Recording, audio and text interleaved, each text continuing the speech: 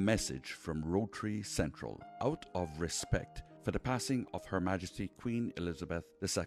Gumball Rally 2022, the charity event organized by Rotary Central, scheduled for this Saturday, September 17th, has been postponed. Gumball Rally will be rescheduled. All completed entries will be honored. We join our community in mourning our sovereign lady. God save the King. As the community continues to take precautions from COVID-19, it is important to stay prepared for other disasters now that we're in the hurricane season. Here are some post-hurricane safety tips from the Department of Environmental Health.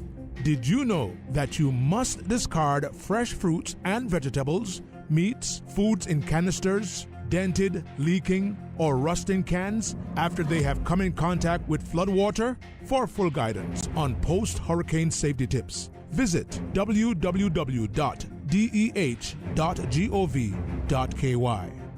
For the Record is brought to you by Vamped Motors, the only authorized Ford and Toyota dealership serving the Cayman Islands. Coca-Cola, available across the Cayman Islands from Tortuga Distributors. Accept no substitutes. Taste the feeling with Coca-Cola. Brand Source Home Gallery, inspiring luxury. West Bay Pharmacy, taking care of your health. And JN Money. From abroad to yard. Fast, affordable, convenient. Doctor's Hospital. Peace of mind is important when life happens. Doctor's Hospital. Always there for you. Call 949-6066. This is For the Record with Orrett Connor.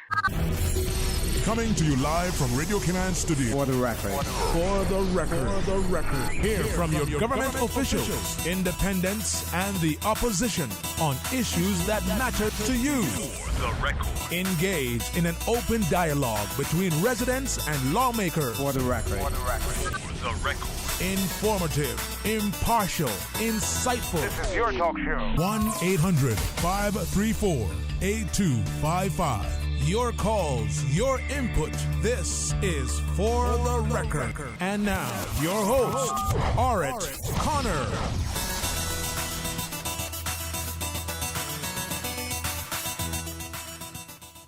Good morning, good morning, good morning. O land of soft, fresh breezes and verdant trees so fair.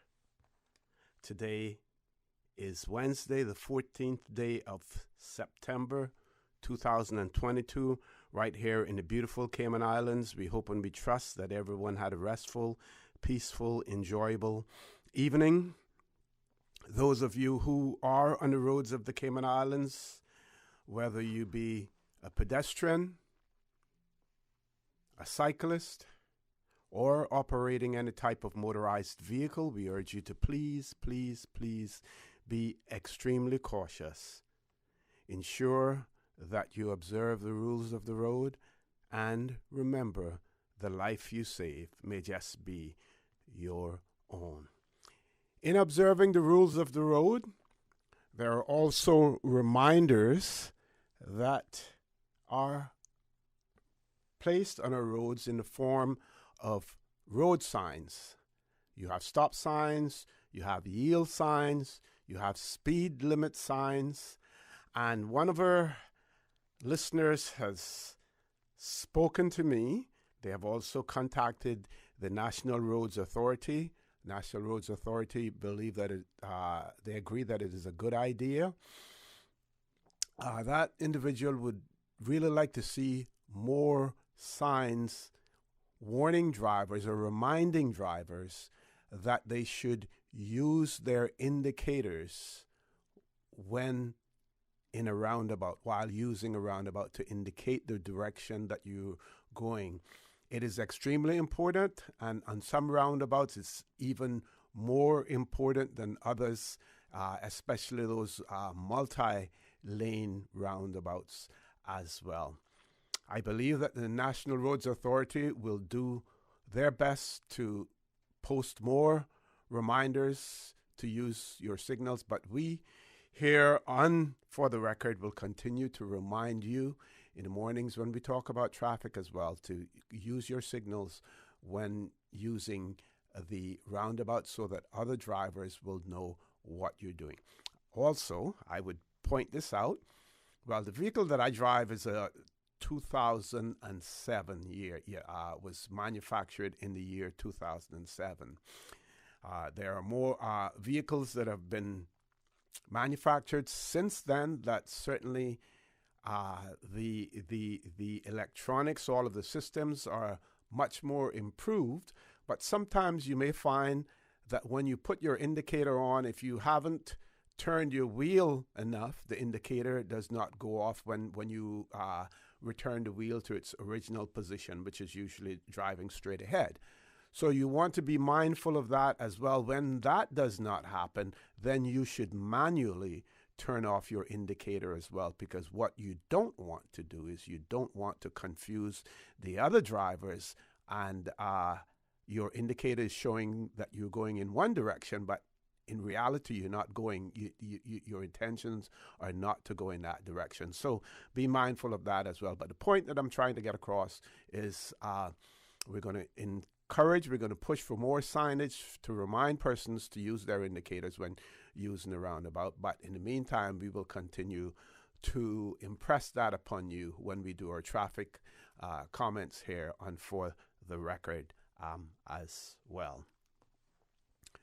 So, folks, I want to thank you for allowing Radio Cayman and by extension For the Record into your homes, into your vehicles, as you traverse the busy roads of the Cayman Islands, into your places of work, wherever that may be. As you know, For the Record is a show produced by the staff and management of Radio Cayman, and it is geared towards keeping you abreast of issues as they arise and play out on the local, regional, and international scene. I am your host, Orrett Connor, and you're welcome to join me every Monday, Wednesday, and Friday from 7:30 a.m. until 10 a.m. During that period, our phone lines are open. This morning, it is the radio voice of Silver Fox, Mr. Paul Akal, waiting to take your calls. You can call us on our toll-free number provided courtesy of Flow. That toll-free number, 1-800-534-8255. You can also call us on 949-8037 and 949-6990. Email us at fortherecord, one word, fortherecord at candw.ky. WhatsApp us, 925-3261, where you can send us a text message or leave us a voice note, the contents of which will be played during the course of the show. And of course, you can follow us on YouTube simply by subscribing to Radio Cayman live stream. I also want to remind you that the For the Record birthday shout-outs are proudly brought to you by life insurance agents Michael Webster and Randa Lawson from Cayman Insurance Center, and they remind you, don't take chances with your family's future. So for those of you who are celebrating a birthday today, we want to wish you a happy birthday, or if you've celebrated one over the past few days, a belated happy birthday greetings go out to you as well. And one in particular, yesterday, Miss Heather Borden, the representative in our parliament for Savannah, she celebrated her birthday yesterday, so we want to send belated birthday greetings to Miss Heather Borden as well. Those of you who have lost loved ones, again, we want to express our sincere condolences to you. We hope and trust that your faith will help to carry you through these extremely challenging times, and that the memories of your loved ones will be a blessing to you as well. Those of you who are ill and are either at home or at a medical facility here in the Cayman Islands or overseas, we wish you a speedy recovery as well. If you have any birthday shout-outs or maybe even anniversary shout-outs, we'll take those as well. Please send them in to us. The birthday shout-out period is usually from 7:30 until 7:45, but we will acknowledge any that may come in after that whenever the opportunity arises for us to do that as well. Little housekeeping as well. I want to remind you that His Excellency, the Governor, Mr. Martin Roper, will be in the studio after our 8 o'clock news. He will be here at 8:15 this morning as well. What else can we share with you? We know We also know that Monday, the 19th of September, which will be the day that late Queen Elizabeth II, Her Majesty, will be buried, and that will be a public holiday here in the Cayman Islands. We also see that all of the overseas territories that will occur. I noticed that it was only in today's Royal Gazette that the governor in Bermuda declared that Monday will be a national holiday. And there's a paragraph in that article that talks about the fact, it says that the move brings Bermuda in line with other overseas territories, such as the Cayman Islands. And I would venture to say that as far as the overseas territories are concerned, that here in the Cayman Islands, the governor and the government were probably one of the first jurisdictions to announce that it would be a public holiday as well. And of course, it was also refreshing and heartening to see the governor and the government lay out a schedule of events that were to take place as well. We want to congratulate those officers, all of the dedicated civil servants who got things in place in such a quick fashion. The ceremony at Government House on Monday as well organized, and we want to really send out kudos and congratulations to all of those involved in that process as well. We know that some people like to give civil servants a rough time and criticize them and think that they're just there collecting a salary. The vast majority of civil servants are hard working, dedicated. I see them in the mornings when I'm coming in to the radio station here, 7 o'clock in the morning. They are coming into the parking lot as well. Not everyone has a 8:30 to 5 or whatever it is, 9 to 5 job in the civil service, but they are dedicated, hardworking, and we want to give them kudos as well. So I'm looking at these birthdays. I want to make sure that I get them right in terms of which ones are today. So we have Barakwape. I'm trusting that that is today. Stephen McTaggart, Elvis Richardson, Miss Jocelyn Marshall, next door neighbor to my mother and my sister now, Miss Jocelyn, Maybelline Rice, Priscilla Marag, all celebrating birthdays, and I want to be able to confirm. Paul, the first ones were for today. Those are birthdays today. Okay, so Barakwape, Stephen McTaggart, Elvis Richardson, Miss Jocelyn Marshall, Maybelline Rice, Priscilla Marag. I want to wish all of them happy birthdays, and then we have some more that will be coming up soon. Sue Nixon, Priscilla Lopez, and recent birthdays. We had Stephen Thompson, who celebrated a birthday on September the 12th. Angie Watler, who celebrated a birthday on September the 12th as well. So we want to wish all of them a happy birthday, and to remind you that the For the Record birthday shout-outs are proudly brought to you by life insurance agents Michael Webster and Randa Lawson at from Cayman Insurance Center, and they remind you not to take chances with your family's future. And like I said, if you have any more birthday shout outs, please share them. And I believe we do have one here. It says here,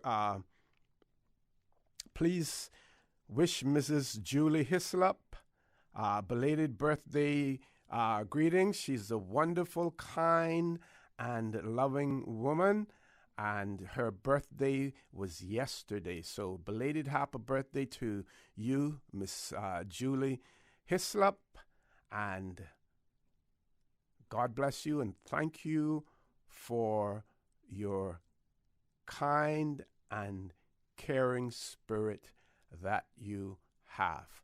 And we all really should seek to adopt those qualities of kindness, lovingness, caring for the less fortunate, caring for our sisters and our brothers, being compassionate, and even those who you may consider, quote unquote, your enemy. You want to keep them in your prayers as well, because you would always want to wish the best for everyone, no matter how much you may, quote unquote, despise the person or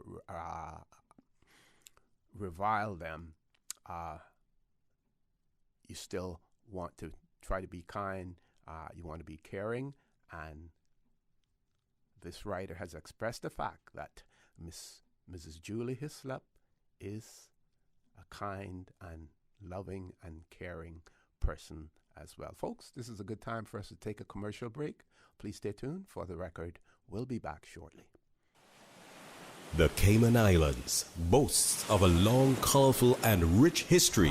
In tribute to our roots, Radio Cayman, the voice of the Cayman Islands, is pleased to bring you the Historical Vignette Series, brought to you by Rotary Central. For more than 110 years, Rotary members have used their passion, energy, and intelligence to take action on sustainable projects. The Cayman Islands, He hath founded it upon the seas. Donald Emerson Glidden, 1892-1981. Donald Emerson Glidden was the caretaker of Swan Island from 1928 until 1968. He helped many Caymanian men get employed there during his tenure. When he retired, he returned to Grand Cayman and became an active member of the Church of God Full Gospel Hall in West Bay. Mr. Glidden, his wife, Sarah Jane Nipari, had 8 children. Radio Cayman's Historical Vignettes was brought to you by Rotary Central. For more than 110 years, Rotary members have used their passion, energy, and intelligence to take action on sustainable projects.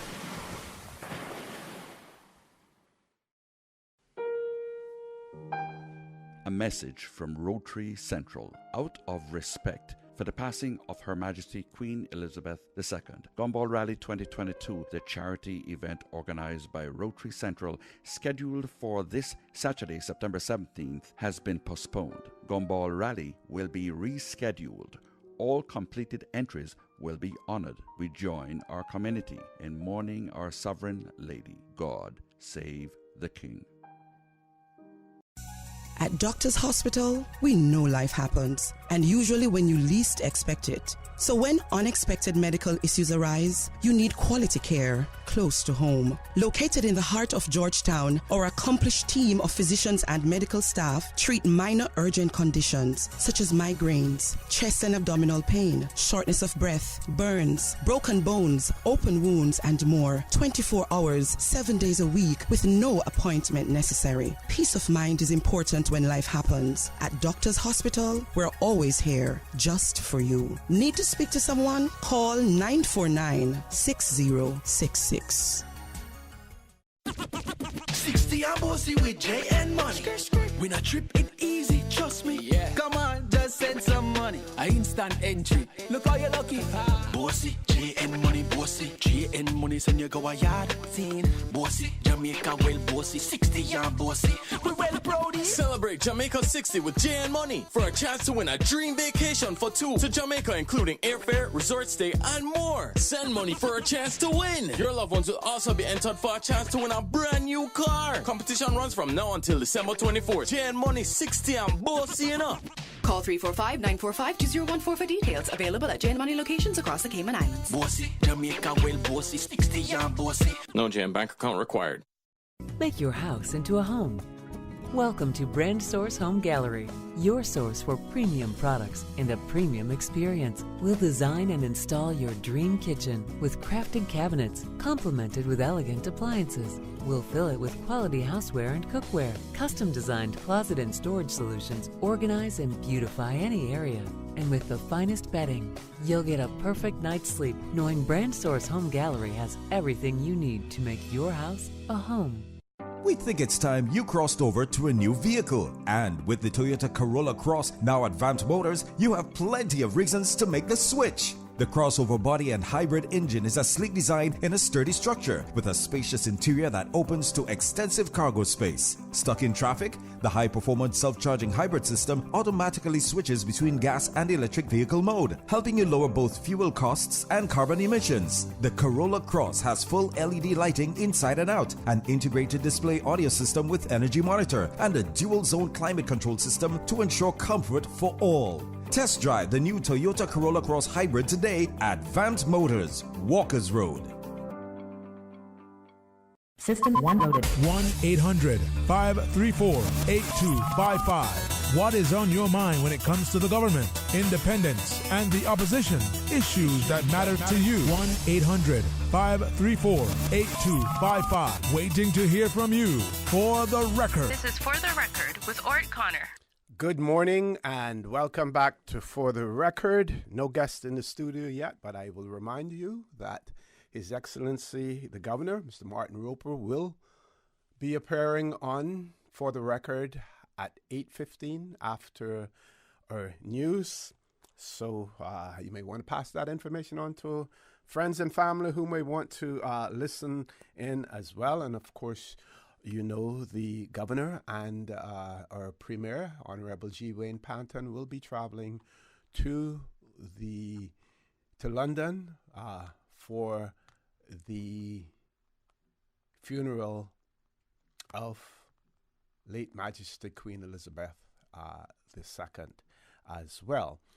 I see where some foreign leaders are being asked, well, this is coming from the Daily Mail, which is almost like a tabloid, but sometimes you get useful information out of them. But they have pointed out that UK authorities have asked foreign leaders to trim their delegations down. Many people will be bussed in to Westminster Abbey as opposed to driving. And of course, those prominent leaders like Joe Biden and others will be treated differently.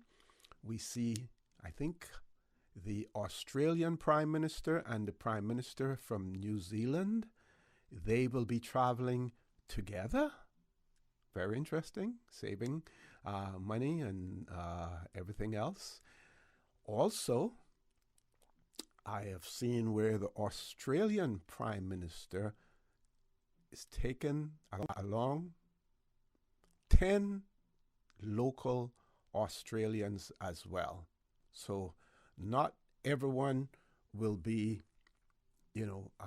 high-fluting dignitaries or officials, but the common man will be there as well. Now, so the Australian Prime Minister's taken 10 Australians along with him. Now, whether or not they will be able to be in Westminster Abbey is another story. I'm not sure about that, because I think the capacity there is somewhere between 2,000 and 2,500 as well.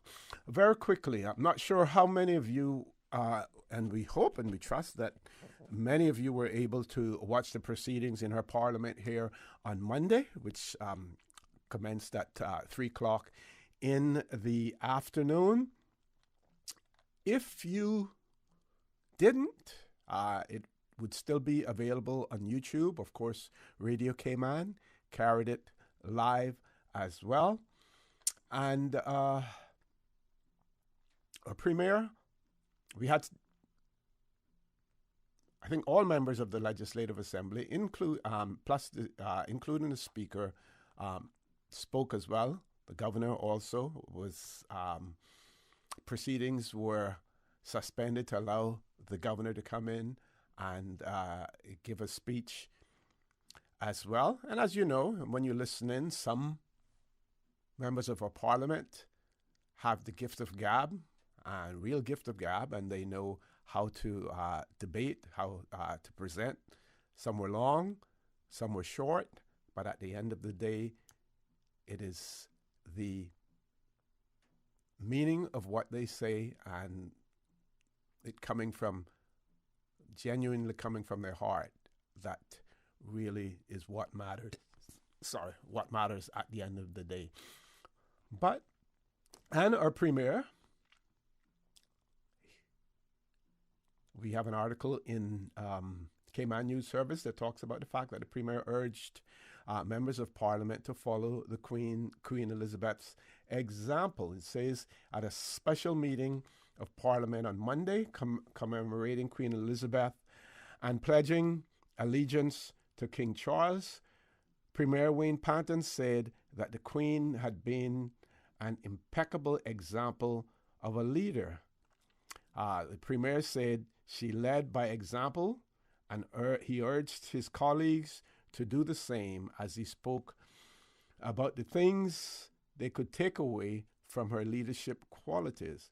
He urged them to adopt her leadership traits of humility, selflessness, dignity, and integrity. He's quoted as saying, as leaders, let us be inspired by the life and legacy of Her late Majesty, and may we never confuse our positions or our office as being about our personal identity. So true, so true. The Premier said, let us recommit ourselves to our purpose and to hold first and foremost the responsibilities of our roles. Let us commit our time, talent, and treasure to improving the lives of the people we serve, and in so doing, resist the impulsive pull of our egos that might tempt us to put ourselves first. We will be better leaders. Also, Governor Martin Roper pointed out that the Queen was the best diplomat in the United Kingdom that the United Kingdom had ever had. And this is from the article. Now, while Speaker Honorable McKeever Bush said that she was a model of decency, Opposition Leader Roy McTaggart said she was a constant presence here, and her passing had hit us all with heavy hearts. Former Premier Alden McLaughlin said she had become the most respected leader in the world, and her absence in the world on the world stage requires someone to step up and fill that role. And I would say that they are very, very large shoes to be filled as well. It says, while marking the loss of Elizabeth II and the end of her reign, members of Parliament were nevertheless enthusiastic about her successor, King Charles III, making it clear that the Cayman Islands' political landscape remains firmly in support of the British monarchy. The period of national mourning for our Queen continues until next Tuesday, following the funeral on Monday, the 19th of September, which will be a public holiday. And you heard me say earlier that our government our governor and government here in the Cayman Islands appeared to be one of the first to declare that it would be a holiday. We knew that would happen as well. But here in the Cayman Islands, like I said before, we really have to laud our officials to, on many occasions, being ahead of the game, being prepared as well. Of course, the debate goes on about the United Kingdom and what will happen there, where you have accession to the throne and a new prime minister happening within days of each other. And what does that mean? I would say that so far we have seen that the transition of power smooth. What is occurring in the United Kingdom is a clear example of what should happen in other jurisdictions as well. Of course, we see the trend that is taking place now when elections do occur, even though one didn't really occur in the UK. It was just an election amongst the Conservative members of the Conservative Party who had the ability to vote for their new Prime Minister. But the trend is that those persons who lose elections, they right away now challenge the results of the elections, whether or not there is any evidence to prove otherwise. But that seems to be the modus operandi now in many jurisdictions. At one point in time, you only saw it in those jurisdictions where you had these strong men vying for power. Folks, I have to interrupt my thoughts at this point in time because we've reached the top of the hour. 8 o'clock news. Please stay tuned for the record. We'll be back immediately after the 8 o'clock news with Governor Martin Roper. Radio Cayman time check now, 8 a.m. This time check brought to you by our friends at Foster's. At Foster's, you'll always find the biggest specials on the products you love. Just like Betty Crocker fruit snacks, only $3.79, save $1.20. Tresemme shampoo and conditioner, just $3.99, save $2. And Breyer's ice cream, only $7.49, save $2.10. You'll find even more great specials in store or online with Foster's Go. Foster's, better prices because we care. Price is good until September 21st, 2022. Find more specials at fosters.ky. The voice of the Cayman Islands. 89.9 FM in Grand Cayman and 93.9 FM in Cayman Brac and Little Cayman. Silver wings shining in the sunlight. Radio Cayman. The 8 a.m. news is brought to you by ValueMed Pharmacy. Save time and order your prescription refills online at value-medpharmacy.com. VALU-medpharmacy.com. For today's biggest news. Radio Cayman, the voice of the Cayman Islands.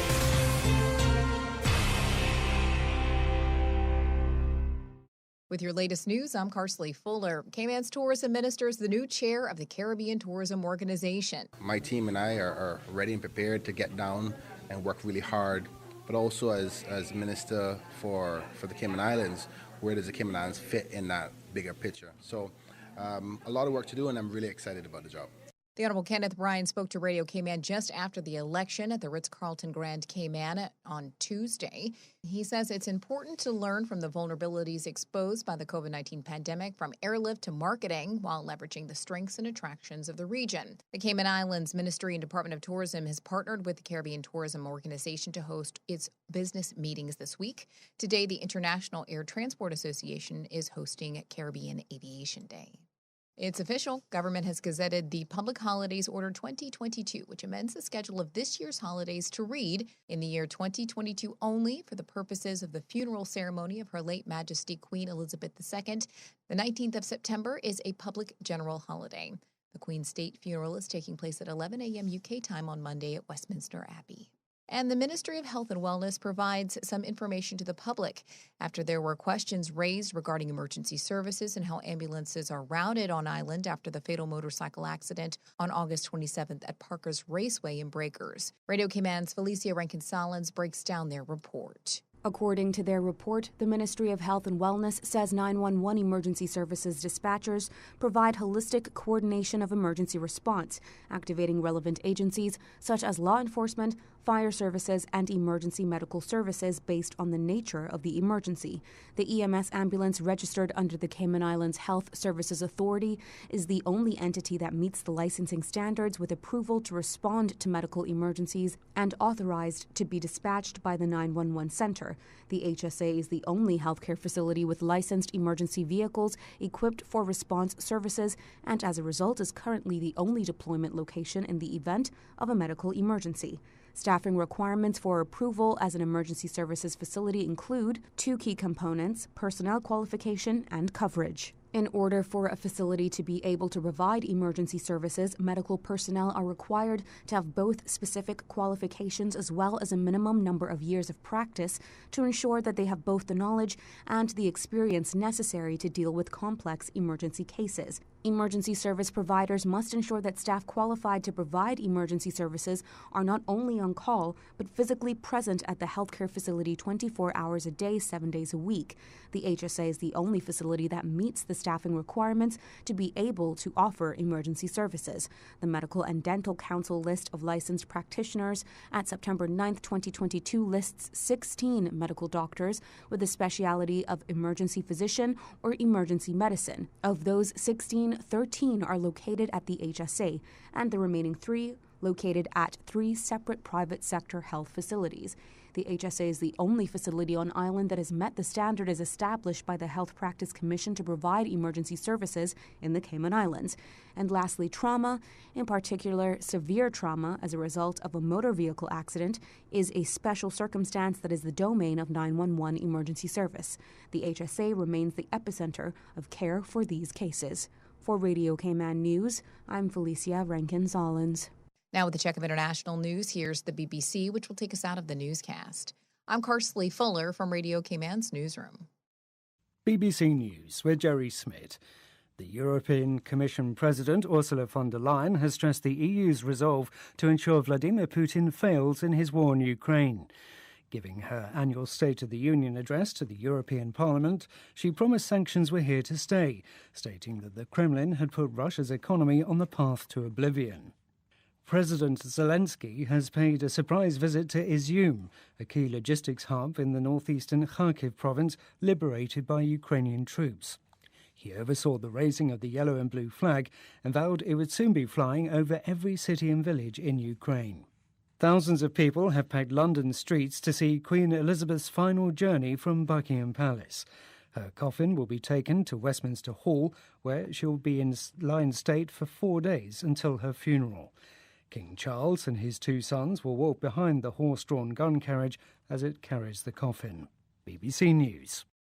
The 8 a.m. news is brought to you by ValueMed Pharmacy. Save time and order your prescription refills online at value-medpharmacy.com. VALU-medpharmacy.com. Now, more than ever, supporting your immune system is crucial to helping your body fight off illnesses like the common cold, the flu, and COVID-19. At ValueMed Pharmacy on Walkers Road and in Buttontown, we carry all the essential vitamins and minerals to help support your immune system and improve your overall health. Some of our top immunity support picks are vitamin C, vitamin D, zinc, elderberry, and quercetin are the popular 7-in-1 immunity support.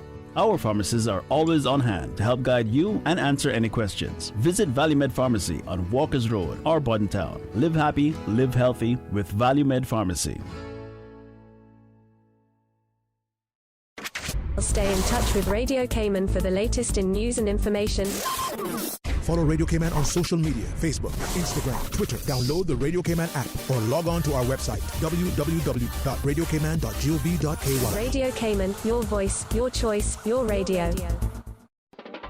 The hurricane season is not over yet. It's important to stay vigilant. Check your emergency kit and make sure you fully stock it with critical items such as a 5-day supply of water. That's 1 gallon of water per person per day. Stock extra water for persons with special needs, such as nursing mothers, children, and people with illnesses. And don't forget to stock water for your pets. For more useful hurricane preparedness tips, visit the Water Authority's website at www.waterauthority.ky or follow us on social media.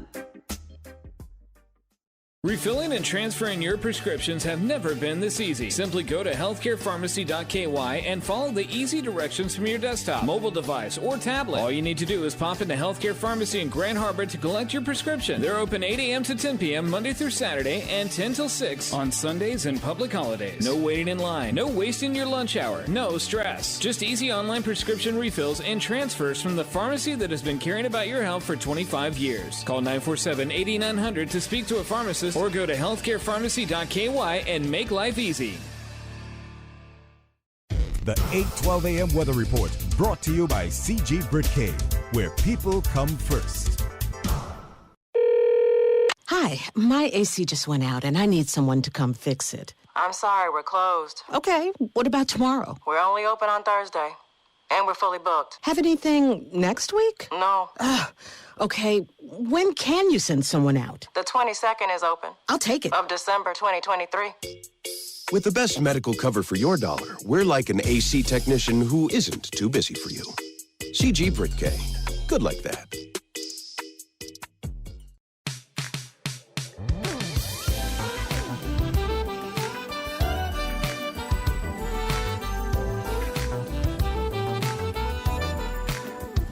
Once again, good morning, my friends. Let's take a look at your weather. Compliments of our friends at CG Britcay. Present temperature now 81 degrees, but it feels like 86. It's partly cloudy on the outside. Winds are out of the east at 4 miles per hour. Relative humidity 72%. Barometric pressure at 29.88 and holding it. Isolated showers and thunder are expected today as a tropical wave moves over the Cayman area. The wave is expected to move west of Cayman by this evening with a decrease in showers thereafter. So our forecast for today calls for partly cloudy skies with a 40% chance of showers and some thunder. Temperatures will rise to the upper 80s. Winds will be east to southeast at 10 to 15 knots. Seas will be slight with wave heights of 1 to 3 feet. Then later this evening, partly cloudy skies with a 30% chance of showers. Temperatures will fall to the upper 70s. Winds will be east to southeast at 5 to 10 knots and seas will be slight with wave heights of 1 to 3 feet. We're at a low tide, but high tide will be on at 12:24. It's going to be low at 6:26 this evening and high at 11:48 this evening. For tomorrow, low tide is at 6:31, high at 1:35 p.m. and low at 8:26 p.m. Sunset this evening is at 6:27. Sunrise for Thursday morning at 6:14. The outlook is for light to moderate winds and slight seas through Friday morning. And that, my friends, is your latest weather. The 8:12 a.m. weather report brought to you by CG Britcay, where people come first. Mommy, why can't dogs talk? Why do I have to go to school and you don't? Why do you sing in the morning when you're bad at it? Why don't you brush your teeth when you take me to school? Why doesn't it ever snow here? Why does Daddy take the bus to work? Why are trees so tall? Why don't you tell me where babies come from? Mommy, Mommy, Mommy! We're like a kid that doesn't ask a million questions before noon. CG Britcay. Good like that. The traffic report is brought to you by Subway. Planning a meeting, event, or office celebration? Visit subway.ky to place your catering order today. All right, on this beautiful Wednesday morning, let's take a look at the traffic situation. The east-west arterial, a bit of traffic congestion, similar looking down from the King Sports Center with traffic on the Lidford Pearson. If you're going through South Sound, expect some traffic in that area as well as when you turn up to Walker's Road. You'll have some traffic to deal with, probably 10 to 15 minutes delays. But once getting into Georgetown, streets are mostly clear at the moment. Well, not really clear. Of course, there is some traffic movements, but not too congested, with some pedestrian movements as well. Shedden Road looking fair to find. Similar with Eastern Avenue with some busy flow of traffic in both directions. The traffic feeding in from Godfrey Nixon Way, and of course the in the vicinity of the Butterfield roundabout. The usual traffic flow in that area. There's traffic coming off the Esley Tibbets. Those heading east to North Sound Road and continuing on. Expect fair to find traffic in that area. And West Bay Road as well. So expect some delays with people coming in from the eastern districts as you make your way into Georgetown. And light delays with people coming from the West Bay area. Cayman Brack, Little Cayman, minimal traffic as is this time of the day. And of course, buckle up, stay safe. Look out for pedestrians, those on scooters, bicycles, motorbikes, and have yourself a great day. A traffic report brought to you by our friends at Subway. You see how hard it's raining? Yeah, and I don't have time to fight traffic and get my lunch from Subway. I have so much work to do. Why don't you order Subway by using the Let's Eat or Bento app? Save time, stay dry, and get your sandwich fast. I never thought of that. Great idea. I'm going to order now. Order me a veggie pizza while you're at it. And a cookie platter for the office. Too busy at work or home? Is the rainy weather stopping you from dining out? Order your favorite Subway sandwich, wrap, or pizza through the Let's Eat or Bento app with fast and reliable delivery. Subway, eat fresh. The traffic report is brought to you by Subway. Planning a meeting, event, or office celebration? Visit subway.ky to place your catering order today. How confident are you that your golden years will be, well, golden? Introducing the RF Pension Plan, offering innovative solutions to help you retire your way. Formerly the Fidelity Pension Plan, the RF Pension Plan now delivers strong investment returns, superior management, and additional products designed to help you meet and exceed your financial goals. Contact RF today to find out how you can unlock a 25% discount. Make your golden years golden with the RF Pension Plan. Learn more at rfgroup.com. Tune in every Monday through Friday at 12 p.m. for Radio Cayman's Midday Newscast. Radio Cayman, the people's station, your trusted official source for the latest news. The 12 p.m. news is proudly brought to you by Health City Cayman Islands. World-class healthcare within your reach. For the record, with Orrett Connor. Initiating system. For information that matters. For the record, with Orrett Connor. Continues right now on Radio Cayman. Good morning and welcome back to For the Record. As promised, it is my pleasure to have in the studio with me the Governor of the Cayman Islands, His Excellency Martin Roper. He's in the studio with us. Governor, good morning. Welcome to For the Record. It comes under solemn circumstances, but at the same time, while we're able to mourn, we're also able to celebrate a rich life of the late Queen Elizabeth II as well. Morning, sir. Yes, good morning, OC, and thank you. It's always a pleasure to come on your show. Yes, it really is. I feel this is an enormous moment in our history. It really is the end of an incredible era, and the very, very profound sadness so many of us feel at the loss of Her Majesty after 96 years. We knew it would happen at some point, but it's still a huge shock when it does. And I want to say thank you to our the government and the parliamentarians for what I thought was a special session of Parliament on Monday. I was also privileged to be able to give some remarks at that, and I thought there was a very genuine and a very warm outpouring of affection and respect for Her Majesty.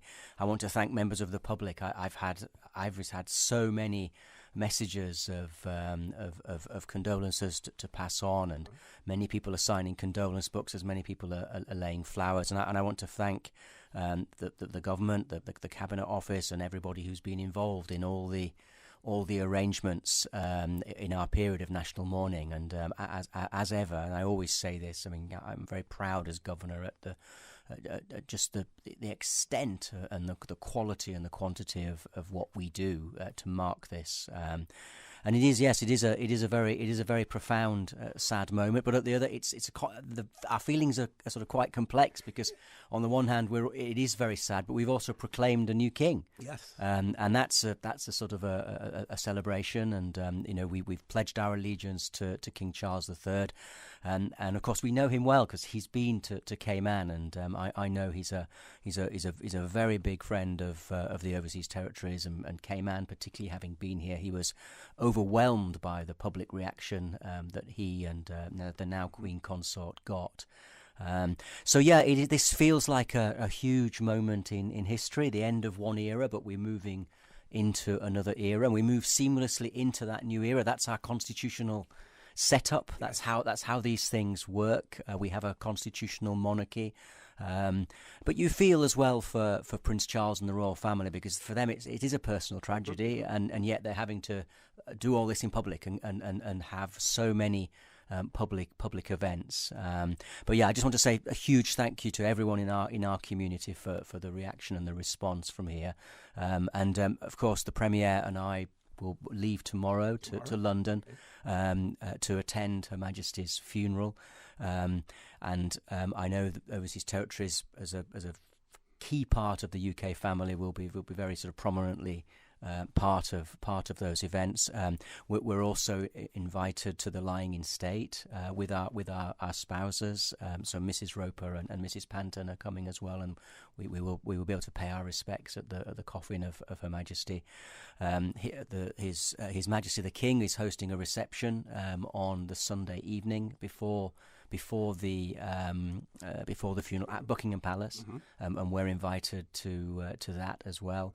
And the new Foreign Secretary, will be hosting a reception after the funeral at Church House, to which the Premier and I are also invited. So we are fully involved in everything that's going on over the few days, and it will be a huge privilege and an honour for the Premier and I to represent the people of the Cayman Islands at the funeral and pay our respects to a lady who has just been a quite outstanding figure on the international scene for so long. I mean, none of us can remember anybody else. Those of a certain age perhaps can remember a time when we sang "God Save the King," but there aren't many around today who can remember that. And when we did the proclamation on earlier this week, on Sunday, the singing "God Save the King" for the first time was an incredibly moving and poignant moment.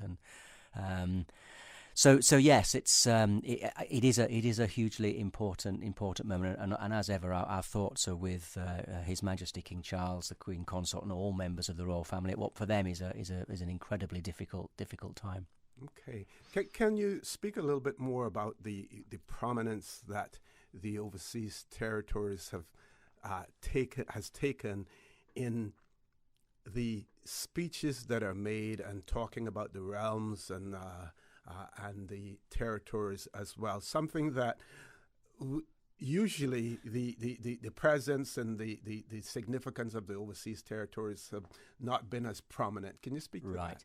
Yes, absolutely. I mean, I think this is hugely important for the royal family, that there are obviously the Overseas Territories are very much in their minds. The realms as well, where the Queen remains, the Queen did remain the head of state. Now King Charles is the head of state of, I think there are 12 or 13 countries. So the realms and the Overseas Territories, and I think when you see the phraseology about the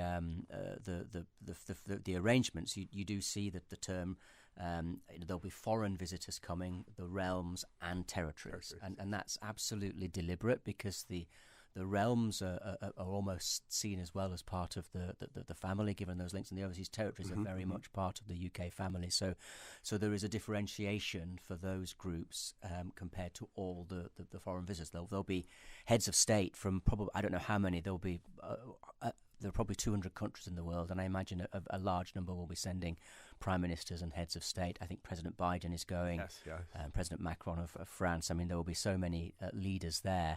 But the realms and the territories they're not coming as foreign guests. We're very much part of the family, so they'll have a very prominent place, which is why the Premier and I are invited to all the key events. So I think that is very important. And yeah, the realms. There's obviously a debate regionally about some of them. We saw Barbados's decision, and that's entirely a matter for them. But whilst they remain a realm, then they are given absolutely the importance and prominence that position requires. Okay, I was going to ask you about that, because we see where New Zealand has said now that they may move towards republicanism, but it won't happen as fast. So they have seemed to slowed the process down. It seems as if the passing of Her Majesty has brought so much more focus on the Commonwealth, what it meant to her, and how she oversaw it and hated it, that there is that possibility that there may be a slowdown. While it may still happen, at this point in time, everyone respects what has taken place, and certainly not putting that on top of the agenda. Yeah, no, I think that's a very perceptive observation. I mean, the Commonwealth was hugely important to Her Majesty, particularly over that long reign as she tried to bring sort of countries together. His Majesty King Charles III was appointed as the head of the Commonwealth. Of course, for the realms, it's entirely a matter for them who is their head of state. I think you can see that Barbados has taken a decision, but that doesn't in any way detract from the incredibly close relationship with the UK, the enormous respect there is for Her Majesty, late Majesty, and King Charles. I saw Mia Motley's public comments, which were incredibly warm about the role of Prince Charles, the then Prince Charles, in terms of his how he's tried to use his influence to support disadvantaged people, younger people, how he's used his influence to raise issues around the environment. I mean, he was talking about environment and climate change before anybody. Yes, was really way ahead of the game. So he really was absolutely right about that. And I think the Commonwealth, I think the Commonwealth will continue to be a really important institution. I mean, it's a force for good. I mean, the Commonwealth is really about countries coming together that are democracies and believe in good governance, believe in the rule of law, and I think there will still be a role. There will always be a role for those countries to come together, building on those historical links. So I don't share some of the sort of the skepticism that you read in the press that this is going to sort of be almost a negative turning point. I think it will continue to go from strength to strength. And what I know myself of His Majesty King Charles III and the way he's gone about the accession over the last few days shows it very clearly. I think he is going to be an absolutely outstanding figure, and will have a lot of respect from other leaders. But it is ultimately each country is sovereign and decides its own future, and the UK does not interfere or does not want to interfere in that. These issues are entirely a matter for individual countries, and the UK fully respects whatever decision they take, but we will still want to have extremely close relationships as we do with Barbados. It's an extremely close relationship with Barbados. And at the same time, the UK would still want to highlight the positives of being a part of the Commonwealth as well. And I think sometimes we see, or at least based on what the press will tell us, that some visits of the royal family to various jurisdictions are intended to try to influence that as well, or at least to point out the positives of being a part of the Commonwealth. Yes, absolutely. I think that's absolutely right. And Her Majesty did so much to build it up, and I think it will continue to go from strength to strength. I think that phrase, it is a force for good in the world, and I think you look around internationally at the moment, we're living in probably one of the most difficult periods internationally. That certainly, as a diplomat myself of almost 40 years now, I don't remember a time when we've had so many sort of difficult global issues to deal with, and differences between big powers, the sort of Russia, China, with Iran now sort of in that group, North Korea, Belarus, and then the sort of the US and Europe, and the sort of the Canada, Australia, the sort of the Western democracies, and the oil crisis, Ukraine, the sort of gas energy crisis. The Ukraine, climate change. This is an incredibly difficult time internationally. So the Commonwealth is a valuable organisation, bringing countries together to collaborate, to try and work out how we can make this a better world for our people. So I don't share the doom and gloom as some commentators do. Yeah. Now, it's interesting that you mentioned the fact you've been a diplomat for 40 years. And I was almost. I'm not quite that old. I was listening to one of the U.S. TV channels. Actually, it was, I think it was CNN. Right. And they were interviewing the British... ambassador to the U.S. Right. And the reporter asked the question, we know that you're an ambassador now, but that will change. And, she clearly pointed out to them that as a diplomat, her position, she's a career civil servant, and it isn't influenced in any way, by the passing of the monarch.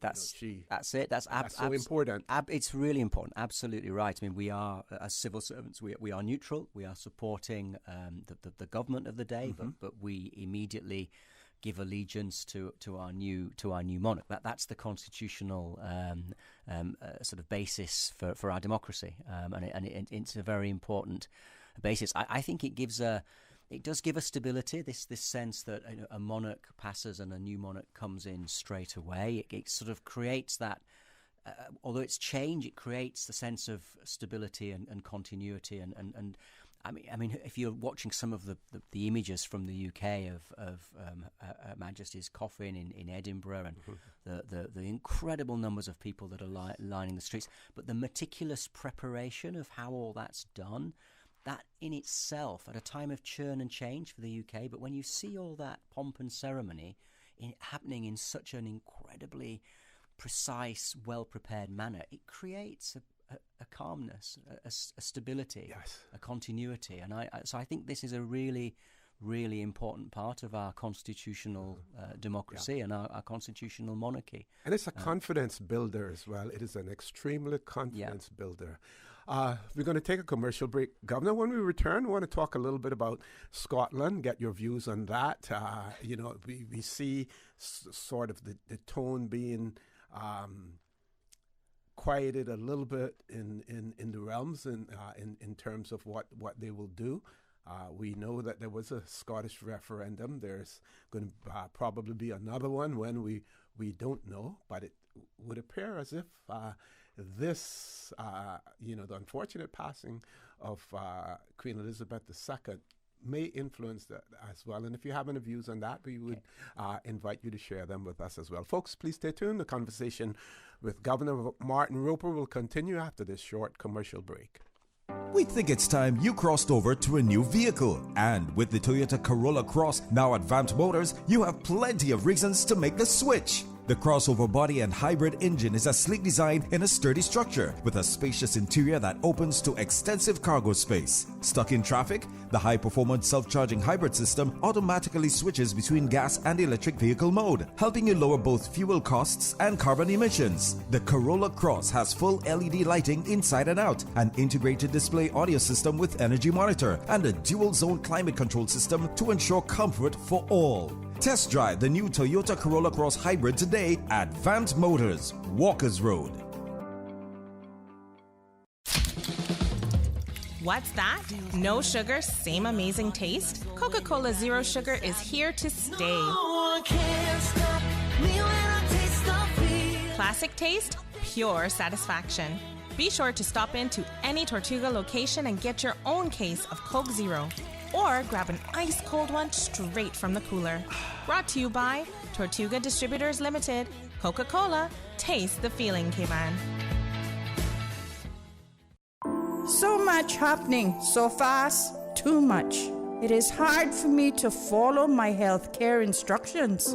The private counseling with West Bay Pharmacy literally saved my life. At West Bay Pharmacy, we know how complex medications can be. Our pharmacists are delighted to offer you personalized one-on-one healthcare counseling, free medication review, therapeutic callbacks, and we will liaise with your physician to ensure you receive the best in quality medical care. Quality of life has a whole new meaning with the right pharmacy to support you. Thank you, West Bay Pharmacy. West Bay Pharmacy in Centennial Towers. Convenient quality care is just around the corner. Now you can WhatsApp your West Bay Pharmacy prescriptions to 516-0777.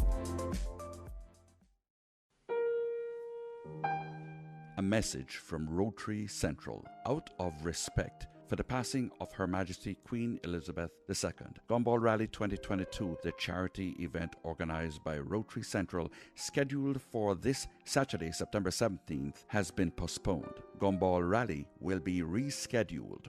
All completed entries will be honored. We join our community in mourning our sovereign lady. God save the King. System 1 loaded. 1-800-534-8255. What is on your mind when it comes to the government, independence, and the opposition? Issues that matter to you. 1-800-534-8255. Waiting to hear from you. For the Record. This is For the Record with Orrett Connor.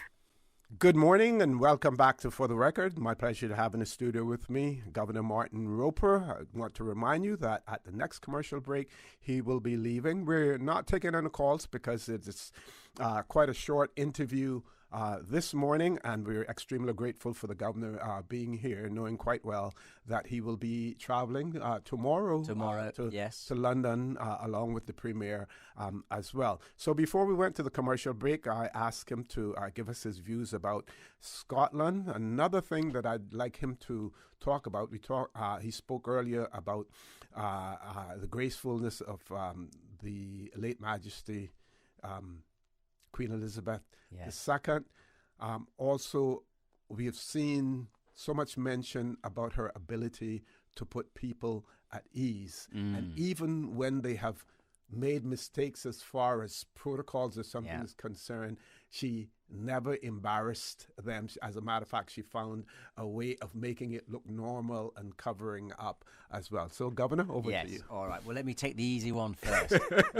No, putting people at ease is, and I think the Michelle Obama example where Michelle Obama, I think, did sort of almost put our arm around Her Majesty, which is not normally the right thing in protocol terms, but Her Majesty just made that a sort of comfortable situation. Right, it didn't become a big, in a way, that's right. And I've been very fortunate to meet Her late Majesty 3 times, and she knows that when you come for those meetings, people are very nervous. It's quite a scary occasion, but she puts everyone at ease, and she's got a wonderful sense of humour. She makes you feel relaxed, and I think that's a huge quality that she had, because she and then if you I think her integrity. I mean, I thought the Premier made some very important points, which I think you were highlighting as I listened to you on my way in this morning. Thank you. But you think about Her Majesty's integrity. For 70 years, can we ever say she put a single foot wrong in that whole 70 years?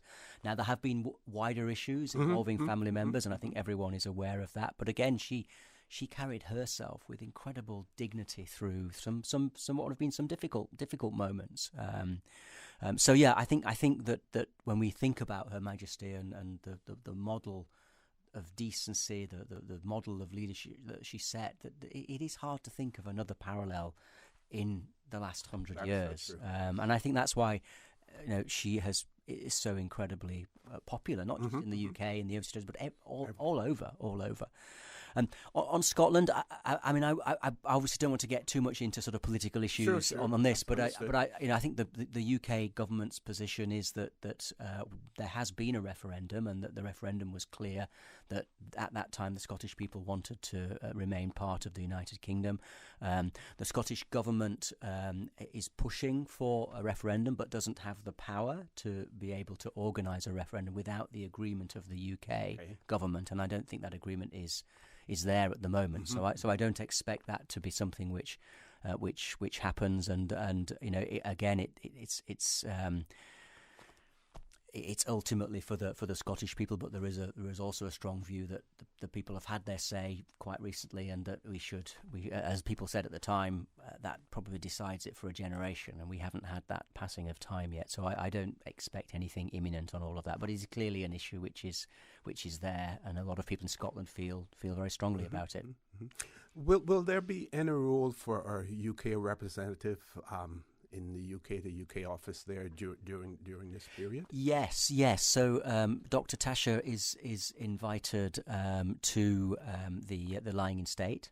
So when we will all go together, the Premier and Mrs. Panton, myself and Lizzie, and Dr. Tasha will go to that as well. So that's I think it's excellent that the London representative can be included in that. Excellent. And, any advice for the people of the Cayman Islands here on Monday, the holiday as well? We know that people take the opportunity to do other things, to try to enjoy themselves. And how can they do that and at the same time pay reverence to the late Majesty? I mean, I think the funeral is at 11 o'clock UK time, which I recognise is quite early here. Yes. I think it's 5 o'clock, but I imagine it will be shown again. I know the government is organising a moment's silence or a 2-minute silence. Mm-hmm. I'm not sure we've publicly announced the time for that yet, so I think that will happen. I think there are. I was really pleased yesterday on the steps of Government Administration Building with the Honourable Premier and the Deputy Governor. We laid wreaths and flowers, and so I think people can lay flowers at Government House, signing condolence books which are open all across our islands. I know that the churches will be doing a lot and already have, but on Sunday as well. We will have a formal commemoration service. I hope at Elmsley, which I think would be very appropriate, given that Her Majesty and her late husband were also her late Majesty and her late husband have been there and attended a service there. So, but that will take a bit of time to pull together. Right. So I think obviously it will be a solemn occasion, and I think that we hope that everyone will respect the fact that it is a national holiday and we are still in a period of national mourning, and behave and dress and appropriately. That would be my wish and my hope. Okay. And when will you be returning then from London? Are you any plans? Time there, or are you? I will have an extra day or two in London for various things. So I expect to be back the following Thursday. I think the Premier at the moment on current plans is back the day before myself. So it will be next Thursday for me. So I'll be away for almost a week. But we have an excellent acting governor who has acted in my stead, or has acted for periods when there hasn't been a governor for sort of 4 months before I arrived. So we have an excellent acting governor which will be a seamless transition from my departure and his assuming the office. And of course he will have to do his oath, which he will swear to King Charles III, and that will be a moving moment for him. I am sure, given that he received his MBE from the then Prince Charles in Cayman, and he will be swearing an oath to King Charles III, as everyone who now swears oaths. We've had to change various things, and obviously the national anthem is the obvious one, but our currency, postage stamps, we will get new portraits in due course of our new monarch. QC, the Queen's Council, has already changed to King's Council, so there's all sorts of sort of changes that have to be made as we enter, I think, positively and with great confidence into this new era. And that there are organizations like the Scouts and the Girls Guides and stuff, that their oaths will change to a certain extent when it comes to the monarch as well. Yes, no, that's absolutely right. That's absolutely right. Which gives me an opportunity to thank all our uniformed branches who came out so magnificently on Sunday for the proclamation of the new king. There was a wonderful parade. We also had a 21-gun salute. We had a 96-gun salute for Her late Majesty the day after her passing. So we've got a lot of things happening to mark this incredible moment in our history, and it is a moment of sadness, but also it's something we celebrate her life, and we celebrate our new king as well. Now we see, I read in Bermuda where a former premier over there has already, publicly invited King Charles to visit Bermuda and to follow in his late mother's footsteps in terms of when she was going on her world tour. I believe it was that Bermuda was one of the first places that she stopped. So he's invited her to do that. Will we be extending any invitation here, bearing in mind that it wasn't too long ago that the now king was here in the Cayman Islands? Will be making a formal invitation for the king to visit us I'm sure we will, and I'm sure everybody else will be as well. So we'll have to join the queue, right? But absolutely, and I'm sure they will want to get him out to the realms and the overseas territories and independent countries as well. So yes, absolutely. But we were very fortunate to have His Majesty and the now Queen Consort here, and that was a wonderful visit, and thousands came out. I still remember when we went to Pedro St. James for what we thought he was going to give his big speech, where he encouraged us to do more on the environment and climate change, and because he felt very passionately about that. And I think he was expecting just a few hundred people, and we arrived, and there were 5,000. I mean, the seats were banked up on both sides. It was a huge turnout, and he was just overwhelmed by that. So we made a very, very favourable and positive impression on both of them. Okay, Governor, I know you have to leave. I want to give you an opportunity for some closing comments as well, and wish you safe travels, you and the Premier as well. Well, thank you very much. No, it is a huge privilege and an honour to be able to represent our beautiful islands at the funeral. Again, I just thank everybody here for messages that we've seen about the passing of Her late Majesty, and messages that I've received as well from so many people. So thank you very much, and we will obviously let everybody know about the events and how they transpired when we're back. Certainly. But thank you for having me on. Thank you for being here, Governor Paul. We're going to take that commercial break, folks. When we return, we will have an open line for you to continue to dialogue with us as well. And before I close, I just want to again say thank you for the leader of the opposition and his crew for giving up their time today to allow the governor to be able to be here as well. Folks, please stay tuned for the record. We'll be back shortly. At Doctor's Hospital, we know life happens, and usually when you least expect it. So when unexpected medical issues arise, you need quality care close to home. Located in the heart of Georgetown, our accomplished team of physicians and medical staff treat minor urgent conditions such as migraines, chest and abdominal pain, shortness of breath, burns, broken bones, open wounds, and more. 24 hours, 7 days a week with no appointment necessary. Peace of mind is important when life happens. At Doctor's Hospital, we're always here just for you. Need to speak to someone? Call 949-6066. JN Money touchdown. Send the money now. Reach wow. You say you need some money. JN Money, I can send it in a hurry. Get through quick when you come collect your cash, or use your money card and swipe it in a flash. Send funds to any bank? Yeah. Pay your bills quick? Yeah. Low fees, you know what it? Yeah. JN Money, we are pick? Yeah. Send and receive funds at any JN Money location. It's fast, affordable, and convenient. Money touchdown with JN Money. Send funds to any bank? Yeah. Pay your bills quick? Yeah. Low fees, you know what it? Yeah. JN Money, we are pick? Yeah. Call 345-945-2014 for details. Available at JN Money locations across the Cayman Islands. Make your house into a home. Welcome to Brand Source Home Gallery, your source for premium products and a premium experience. We'll design and install your dream kitchen with crafted cabinets, complemented with elegant appliances. We'll fill it with quality houseware and cookware. Custom-designed closet and storage solutions organize and beautify any area. And with the finest bedding, you'll get a perfect night's sleep knowing Brand Source Home Gallery has everything you need to make your house a home. Please be reminded that the Department of Agriculture has implemented an alternative payment method. All your livestock, farm, and home garden products can be paid using your credit or debit card. Their sales warehouse is open Monday to Friday, 8:15 a.m. to 4:30 p.m. and on Saturday, 8:30 a.m. to 1 p.m. For more information, call 947-3090 or email ciagriculture@gov.ky. For the record, with Orrett Connor. Initiating system. For information that matters.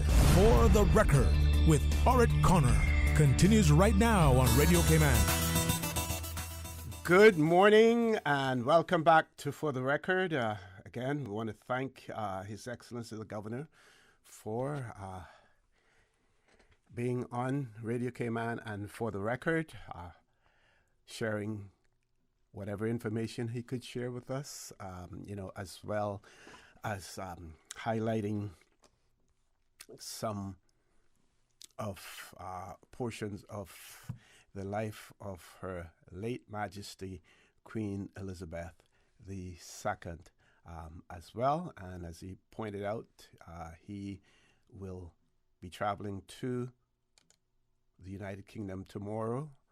Premier will be traveling as well, and it's good to know that our London representative will also be involved in the some of the ceremonies there as well. Now, which brings me to this point.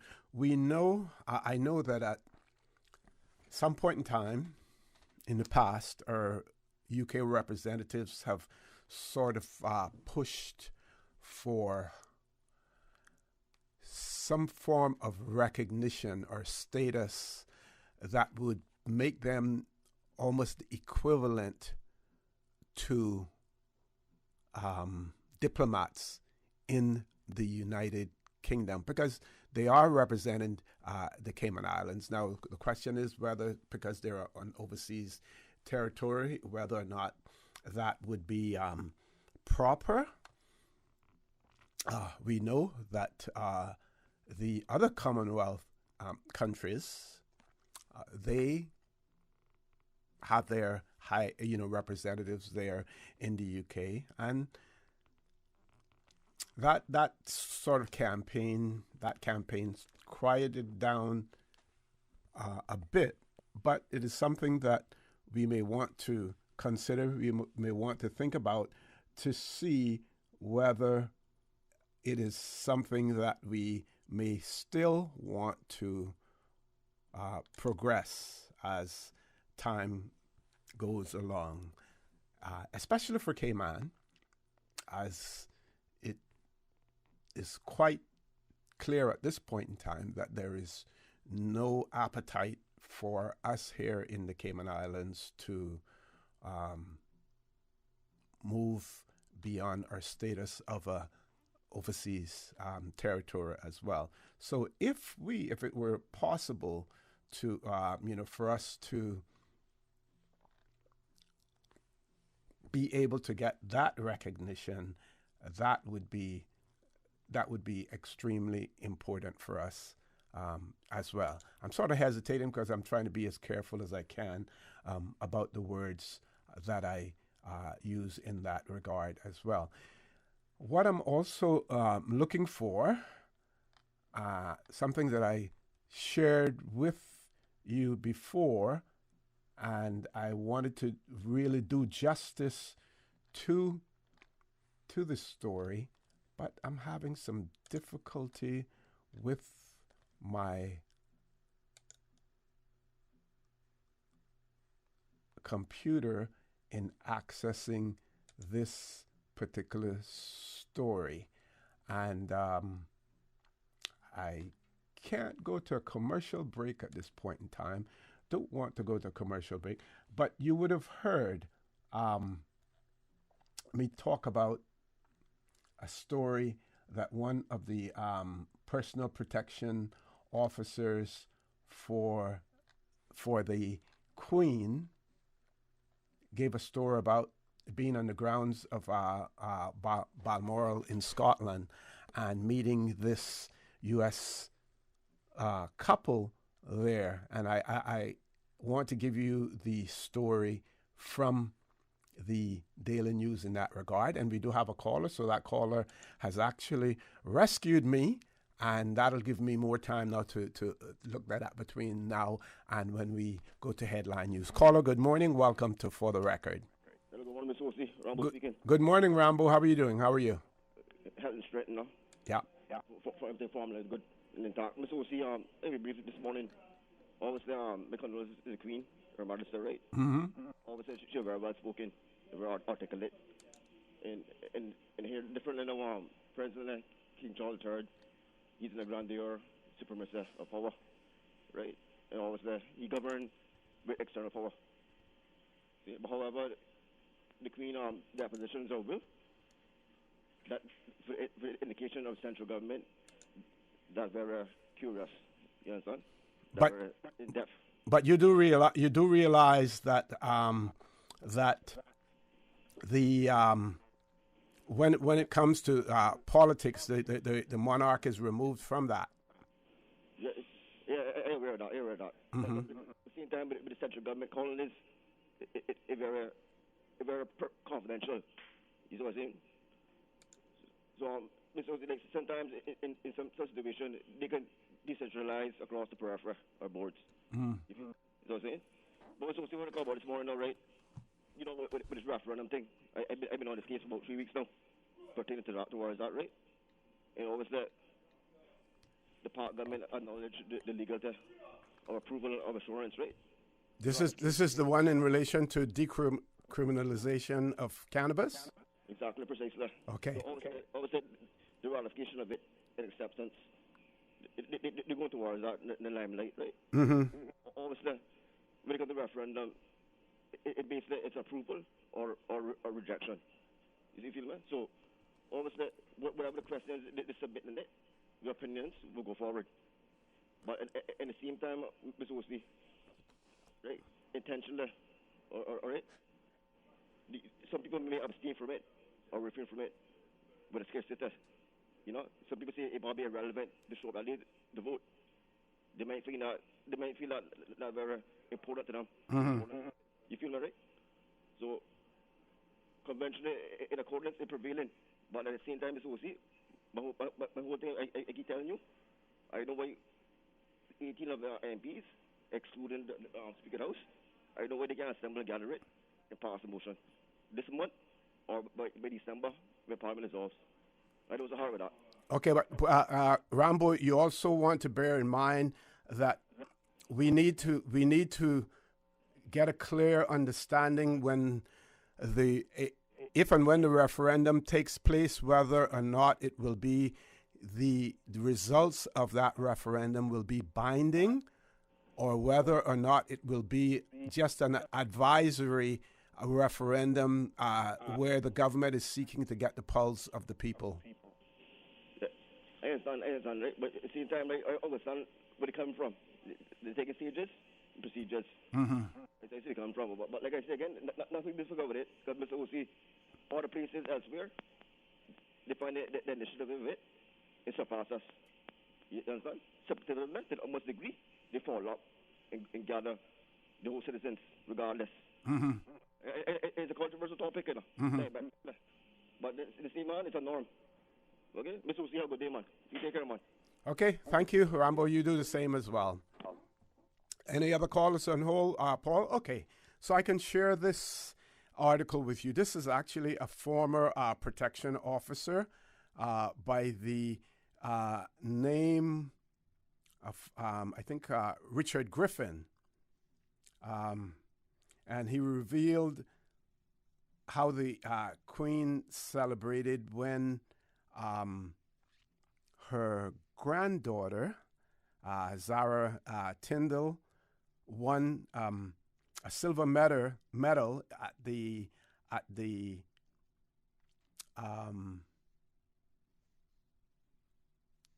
2012 Olympics in the United Kingdom, and He pointed out that the Queen was extremely nervous when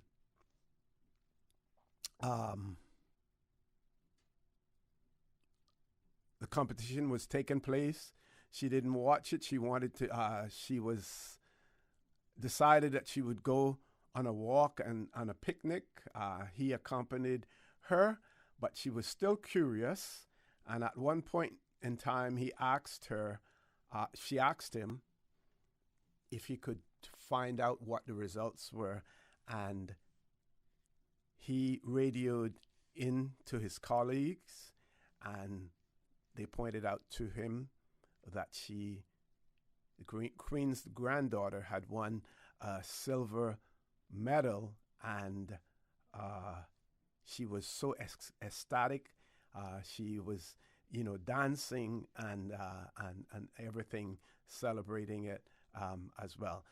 Again, demonstrates the real human side of Her late Majesty Queen Elizabeth II.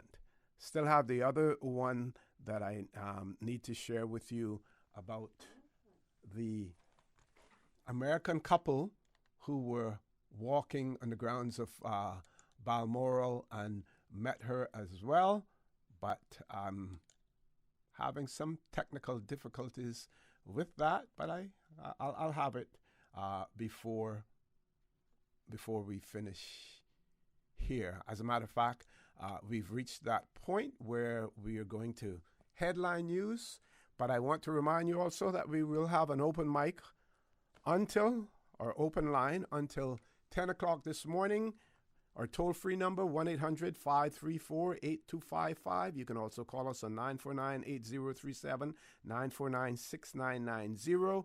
Email us at for the record, one word, for the record, at candw.ky. WhatsApp us, 925-3261. If you have any questions, comments, and ideas of how or what you plan on doing on Monday to pay homage and reverence to the late Queen Elizabeth II, please share those with us as well. Those of you who admire Her late Majesty, those of you who maybe want to wish the new monarch, King Charles III, all the best.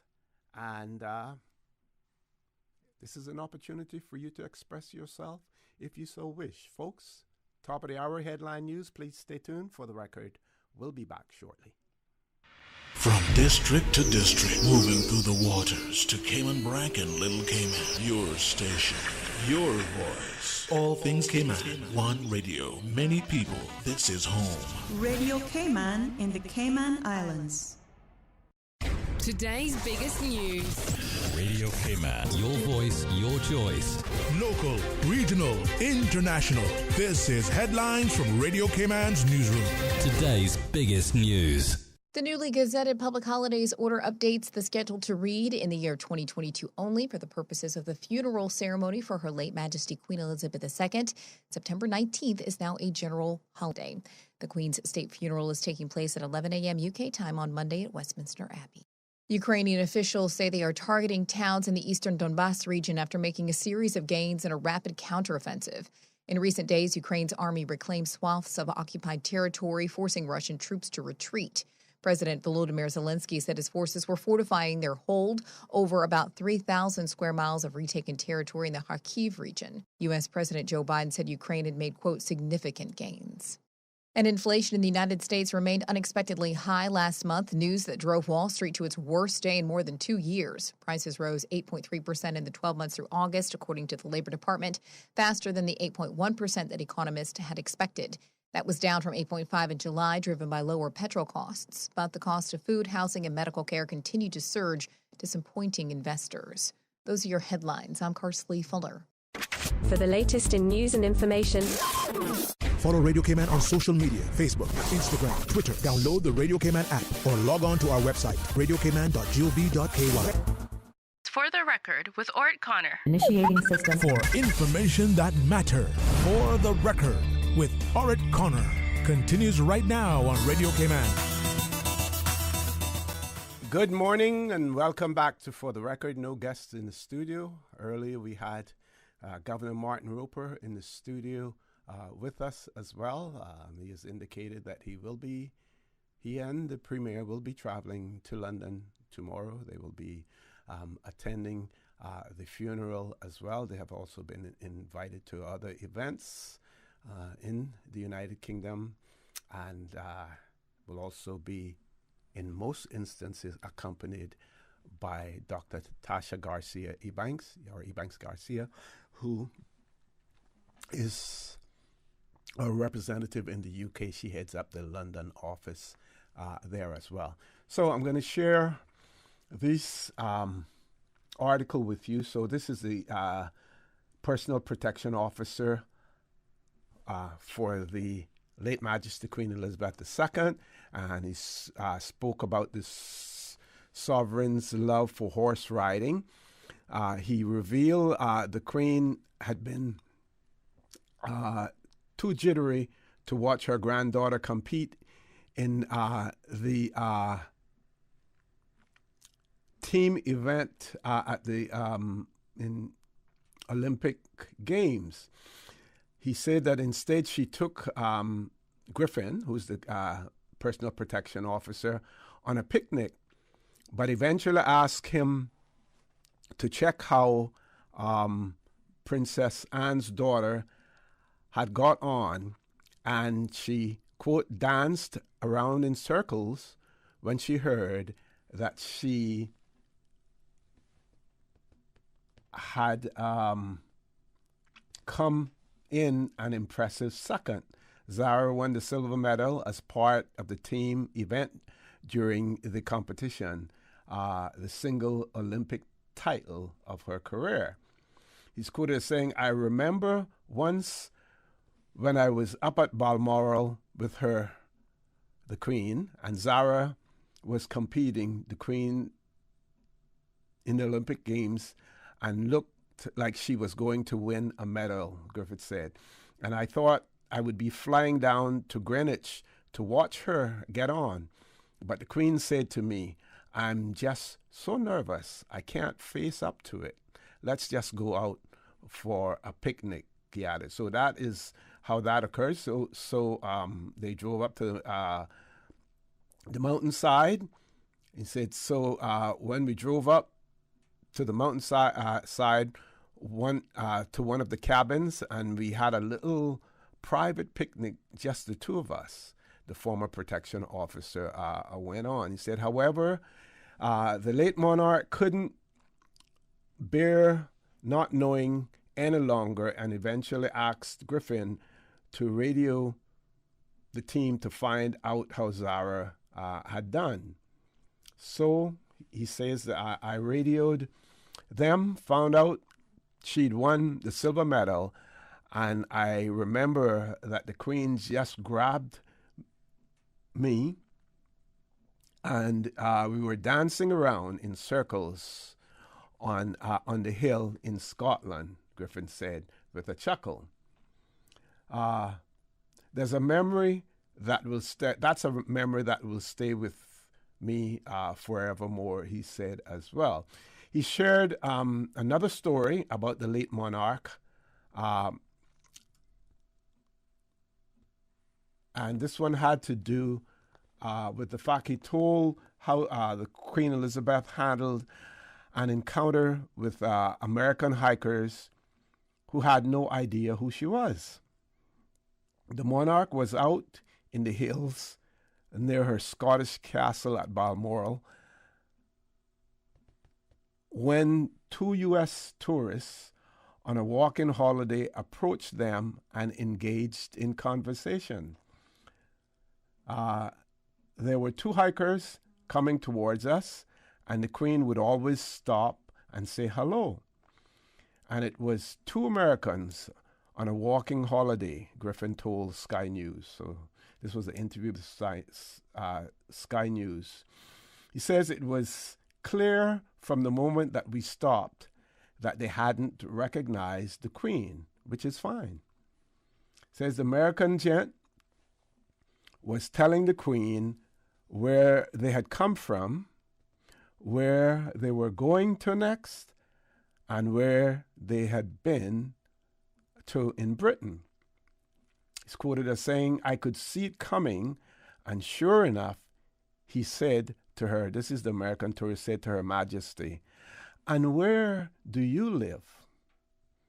And she said, "Well, I live in London, but I have a holiday home just the other side of the hills."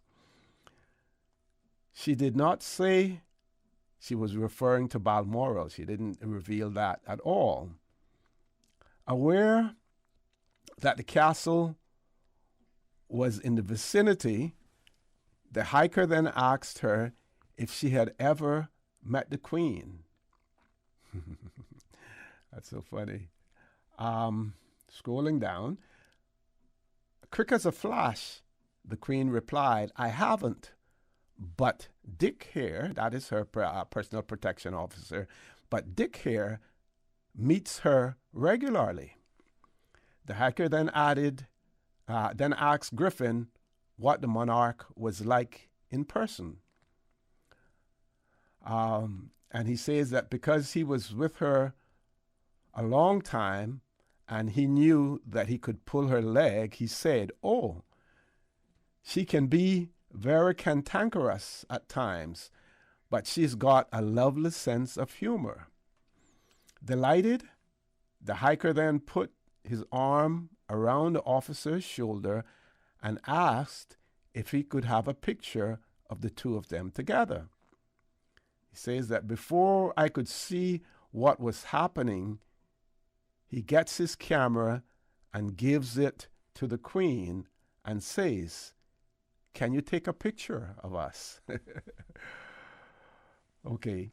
The Queen obliged, and then Griffin took the camera and took a picture of her with the pair of hikers.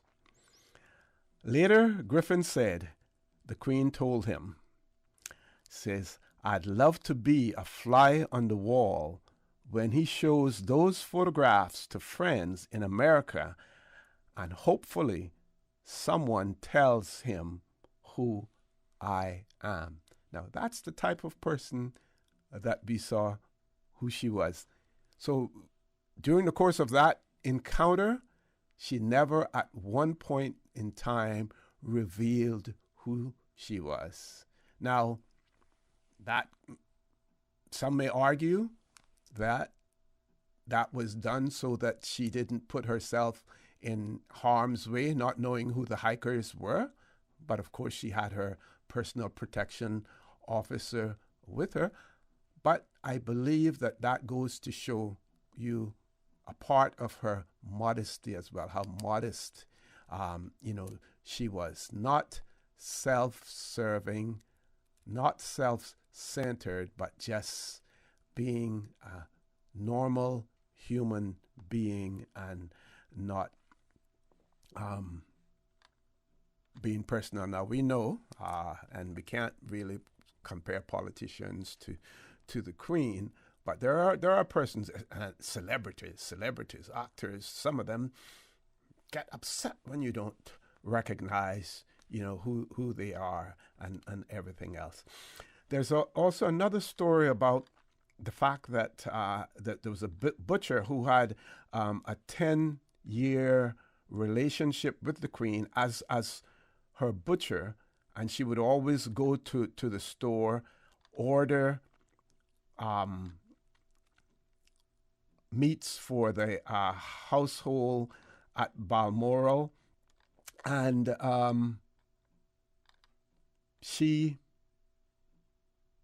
one of her favorites was, I think it was lamb. Lamb was her favorite, but I think I have the story here. It says that the butcher who supplied the Queen's meat at Balmoral has recalled her as someone with great banter and, quote-unquote, cheeky sense of humor. John Sinclair, 57, owns Her Majesty Sheridan Butchers, which holds the royal warrant to supply Balmoral Castle and Birkhall and was responsible for providing sausages for the royal family's summer barbecues. Speaking to the London Times, Sinclair said the Queen was in very good form the last time that he saw her. He added that he was nervous the first time he met the Queen 10 years ago, but that she put him at ease with her cheeky sense of humor. And there are photographs showing her in that butcher store and everything. If you get an opportunity, go on to the Daily News. Let me scroll back up and let you know the date that this was in. Sorry, not the Daily News, Daily Mail. Got to find the date, 12th of September 2022. And the headline on the article is Queen of Comedy. Balmoral butcher recalls Her Majesty's great banter and cheeky sense of humor and says she was on great form when he last saw her, which was 3 weeks ago, actually, that he last saw her. So there are photographs showing her looking at the meats on the scale and everything. It goes on to say that he added that he was at first nervous the first time he met the Queen 10 years ago, but that she had put him at ease with her cheeky sense of humor. He says, I looked down on this small woman who had such good banter. She was quite cheeky as well, he said. She had already met Barra Florence, my business partner, and she said to me, I believe you are the other half of the partnership. She had a little smile on her face when she said that.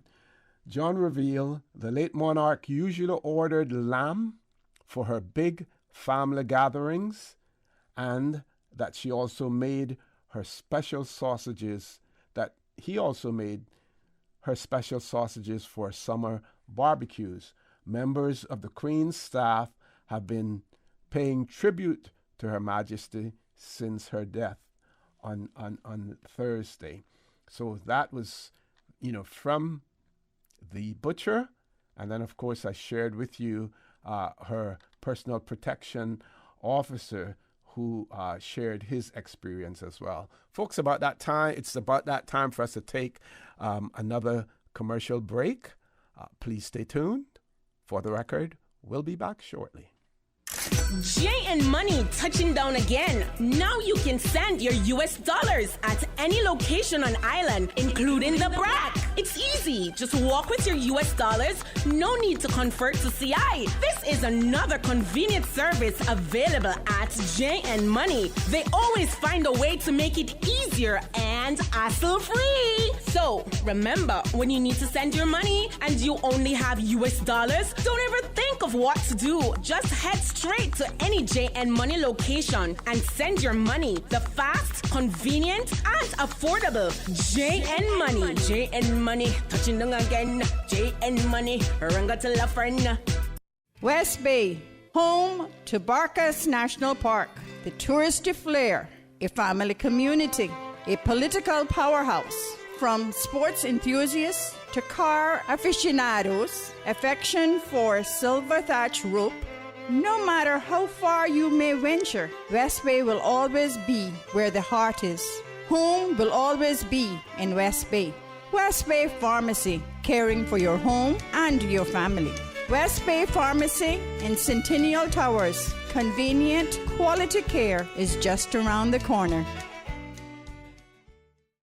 We think it's time you crossed over to a new vehicle. And with the Toyota Corolla Cross now at Vamt Motors, you have plenty of reasons to make the switch. The crossover body and hybrid engine is a sleek design in a sturdy structure with a spacious interior that opens to extensive cargo space. Stuck in traffic? The high-performance self-charging hybrid system automatically switches between gas and electric vehicle mode, helping you lower both fuel costs and carbon emissions. The Corolla Cross has full LED lighting inside and out, an integrated display audio system with energy monitor, and a dual-zone climate control system to ensure comfort for all. Test drive the new Toyota Corolla Cross Hybrid today at Vamped Motors, Walkers Road. At Kirk's Home Center, we can make your life much better. We got it all together. We got a great deal in store for you. From cookware to stereos, from power tools to plumbing supplies. Yeah, we got the best goods with the best price and a service to make you smile. Kirk's Home Center, we got a great deal in store for you. For the record, with Orrett Connor. Initiating system. For information that matter. For the record with Orrett Connor. Continues right now on Radio Cayman. Good morning and welcome back to For the Record. No guests in the studio. Phone lines are open. Toll-free number provided courtesy of Flow, 1-800-534-825. Other numbers, 949-8037, 949-6990. Email, For the Record, at candw.ky. WhatsApp us, 925-3261. And if you don't want to engage, just simply watch us on YouTube, and you can do that by subscribing to Radio Cayman live stream. We heard earlier the governor talk about the wreath-laying ceremony in front of the government administration building yesterday, and I will share this release that was just issued. As a matter of fact, it was issued 16 minutes ago at 9:02 a.m. today, the 14th, Wednesday, the 14th of September 2022. It's entitled United Civil Service Wreath-Laying Ceremony.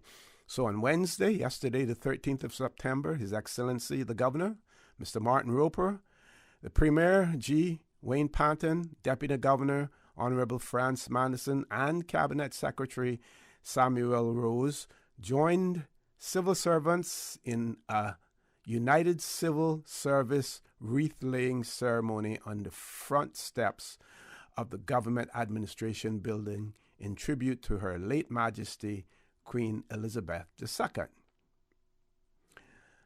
Cayman, like other countries around the world, has joined the United Kingdom with an outpouring of floral tributes. Members of our community are invited to lay flowers at the Government Administration Building or outside Government House.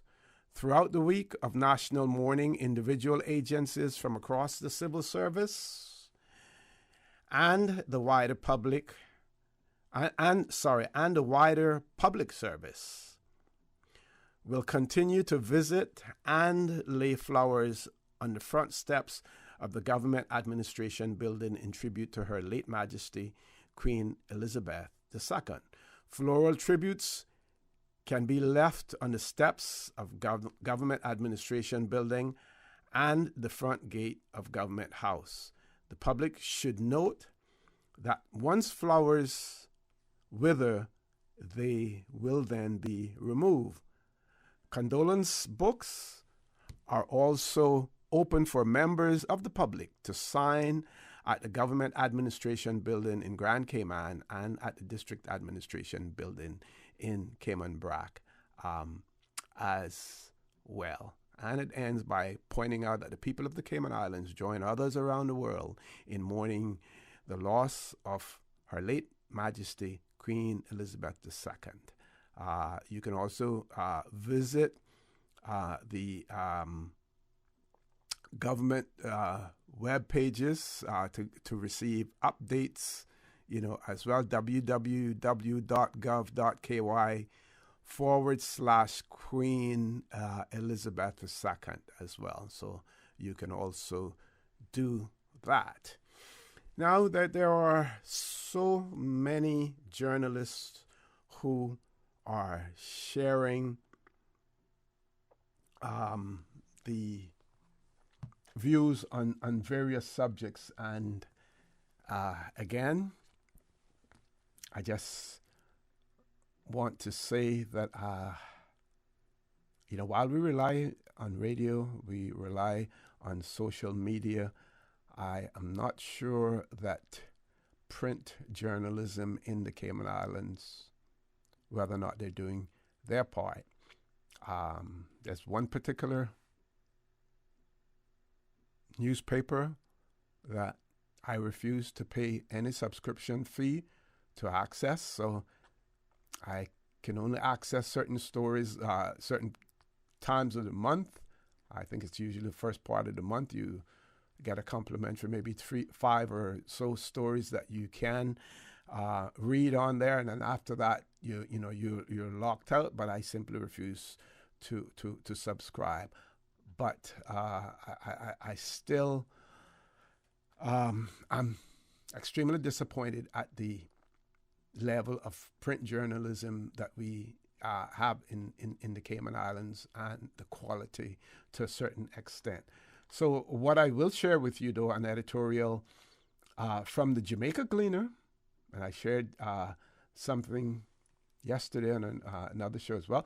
This one, The Queen's Death and Inflection Point. This was published on Sunday, the 11th of September.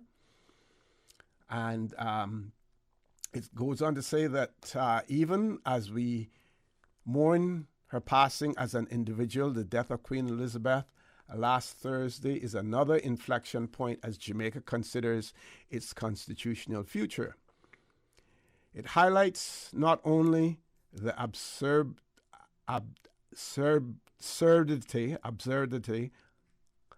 of the island's head of state being the sovereign of another country, but that Jamaicans have no say in who gets the job.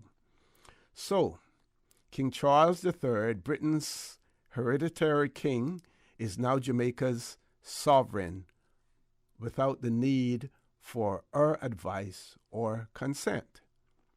Now, I'm going to pause there for a second and say that we know that the editors of the Jamaica Gleaner are certainly highly in favor of removing the monarch, the English monarch or the UK monarch as the head of state. So this editorial does not surprise me in any way, because they have steadfastly and vigorously lobbied and promoted the idea of constitutional change.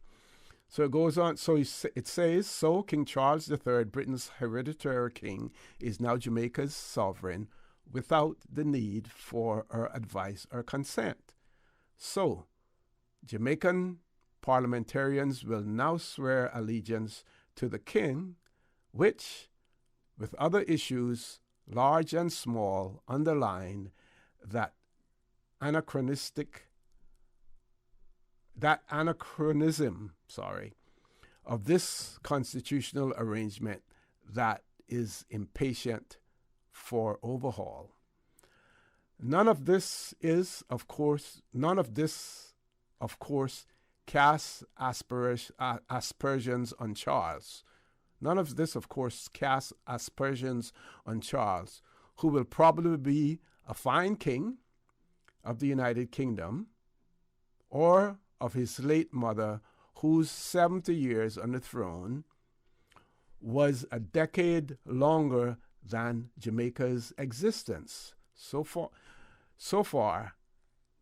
as an independent country. In fact, there is much to emulate in the Queen, not least how she conducted herself in times of domestic and international political turmoil and the scandals of her often dysfunctional family.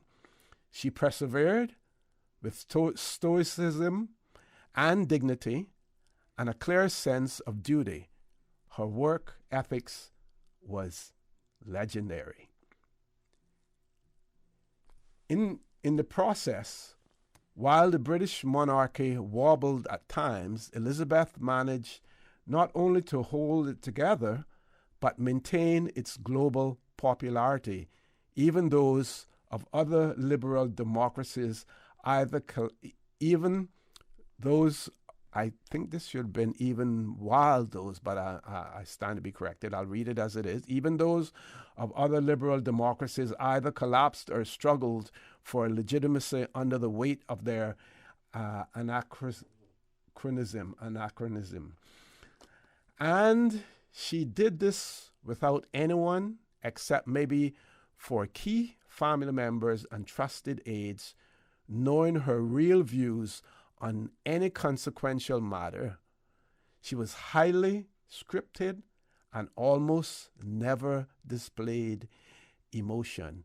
And you have heard in those private instances where she has displayed emotion, and we wouldn't know about it if it were those incidents were not shared with us by those who had the good fortune to witness it. Those are my words, folks. The considered assessment of the Queen is that she was good for Britain and brought value to the United Kingdom's constitutional arrangement. She has left King Charles a seemingly viable institution, but a hard act to follow. Then under the headline, Look Back to Fondness, it goes on to say that while we celebrate these things about the Queen and hold her in personal high esteem, and can perhaps look back with fondness at some of her engagements with Jamaica, we remain clear about the irreverence of the institution of monarchy for our country. And worse, that version of it where Jamaica outsourced to a foreign person who is neither kith nor kin, and whose historic antecedents make for an improbable or incompatible symbol of the island's sovereignty and aspirations.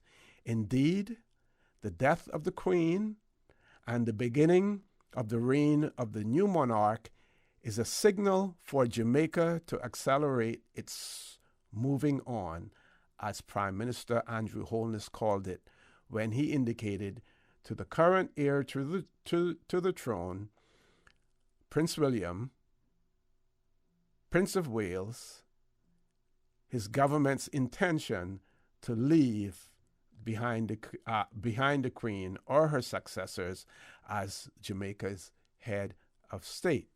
I'm going to pause there for us to take a commercial break. There's more to this editorial. I will share it with you because it is well presented, it is balanced, and it speaks to the views of that some Jamaicans hold, not all Jamaicans.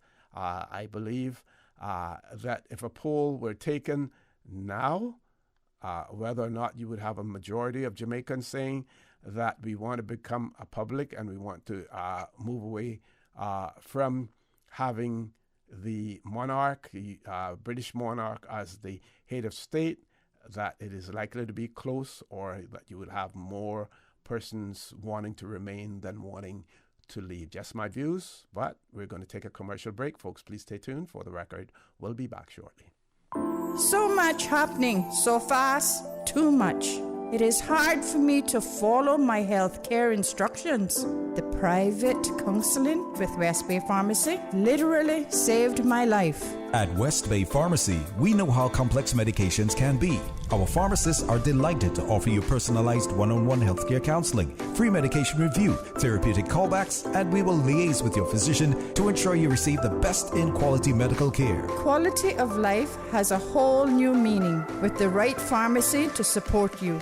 Thank you, West Bay Pharmacy. West Bay Pharmacy in Centennial Towers. Convenient quality care is just around the corner. Now you can WhatsApp your West Bay Pharmacy prescriptions to 516-0777. What's that? No sugar, same amazing taste? Coca-Cola Zero Sugar is here to stay. No one can stop me when I taste the feel. Classic taste, pure satisfaction. Be sure to stop into any Tortuga location and get your own case of Coke Zero. Or grab an ice cold one straight from the cooler. Brought to you by Tortuga Distributors Limited. Coca-Cola, taste the feeling, K-Man. Hi, I'm remodeling our bathroom. I have a few questions. Sure. What are some ideas to make my bathroom feel larger? How do I know if I'm picking the right vanity? How do I choose a new toilet or a new countertop? Also, the lighting is terrible. Can I put a window or a skylight? And do I really need an exhaust fan? You've come to the right place. At Brand Source, we custom design kitchen and baths, and our talented design team can help answer your questions. Whether you're looking for a modern, functional family bathroom or a luxurious personal retreat, we'll help create that beautiful space that makes your home yours. And if you're in a rush for a new look and have a limited budget, our ready-to-install bathroom vanities, built with solid wood and countertops of the finest materials, are a quick and easy remodeling solution. For the very best in custom-designed kitchens and baths, visit Brand Source Home Gallery on Dorsey Drive, Industrial Park, K-Man's Kitchen and Bath Center.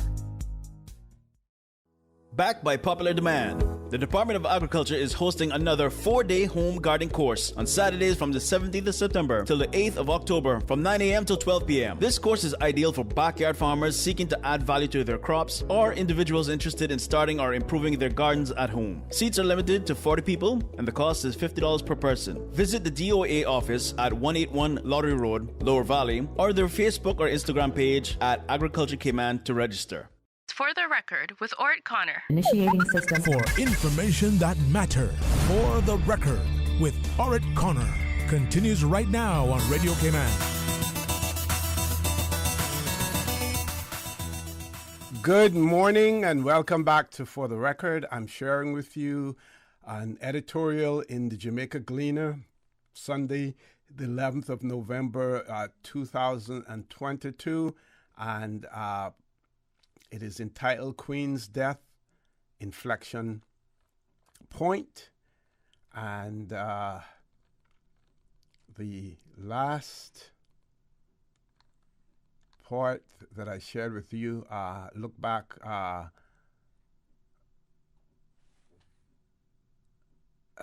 in this.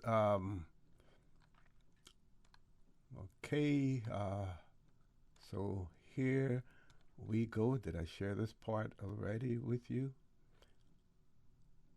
The Prime Minister and his legal team, Continual Affairs Minister. Okay, look back. It says, while we celebrate these things about the Queen and hold her in personal high esteem, and can perhaps look back with fondness at some of her engagements with Jamaica, we remain clear about the irrelevance of the institution of monarchy for our country.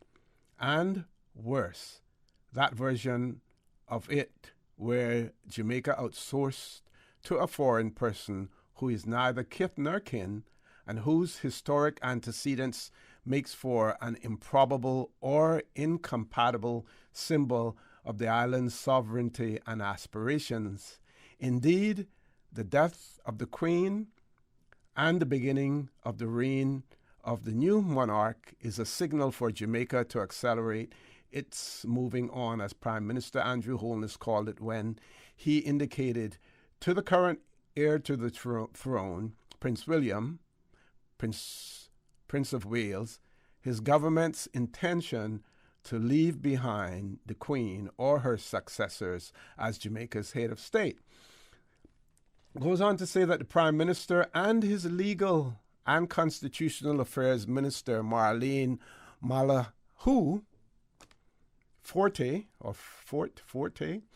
should therefore move quickly to advance a clear mission on constitutional reform, with specific timelines for transitioning Jamaica to the Republic.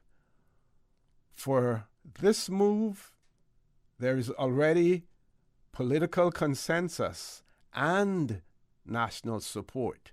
Indeed, a recent Don Anderson R.J.R. Gleaner poll confirmed that approximately 6 of 10 Jamaicans firmly support this constitutional change. So I am actually, based on this, I am incorrect in my view that the majority of Jamaicans would probably still want to remain. Not sure if that has changed since the Queen's death, but we have the figures. We have, the data that says through an RGR, a Don Anderson RGR Gleaner poll, that 6 out of 10 Jamaicans firmly approve and support the constitutional change.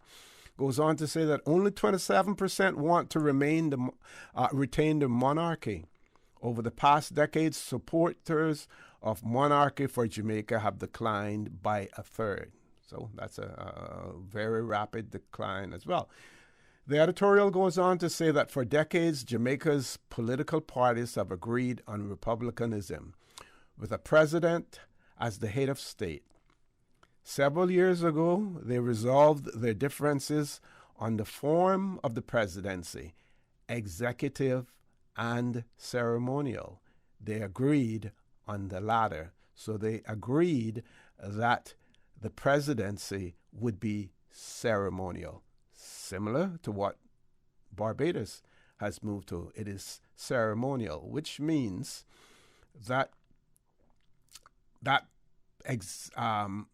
executive would be the head of state, but not the head of government. The head of the government would remain the prime minister. Those are my words, my interpretation of that. If you think that I got that wrong, please feel free to, to correct me on that as well. But it seems as if Jamaica agreed that the presidency would be a ceremonial position as opposed to be.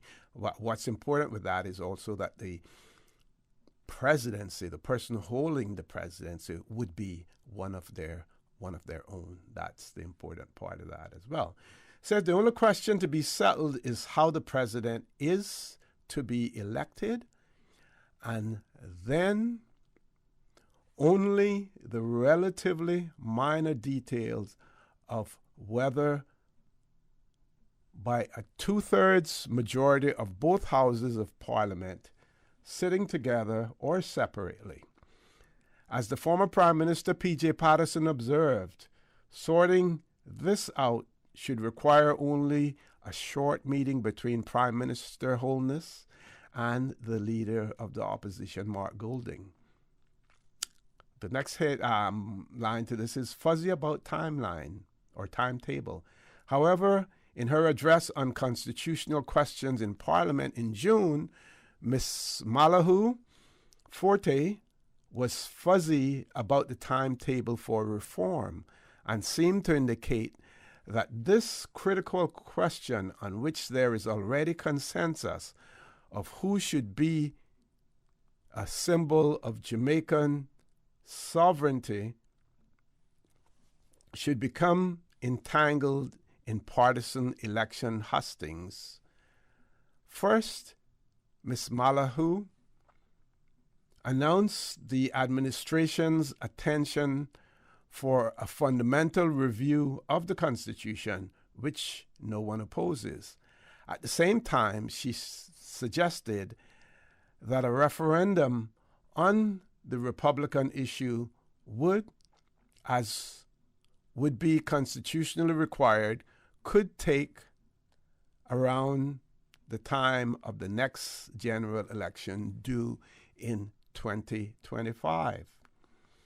The editorial goes on to say there is a better way to proceed. Several issues of constitutional reform, including the question of the monarchy, have been resolved by previous constitutional commissions.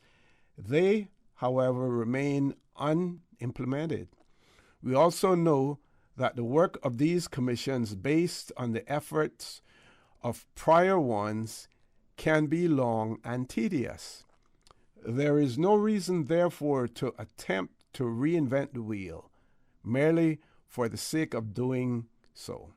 Second, a referendum on any issue relatively close to a general election is likely to morph to a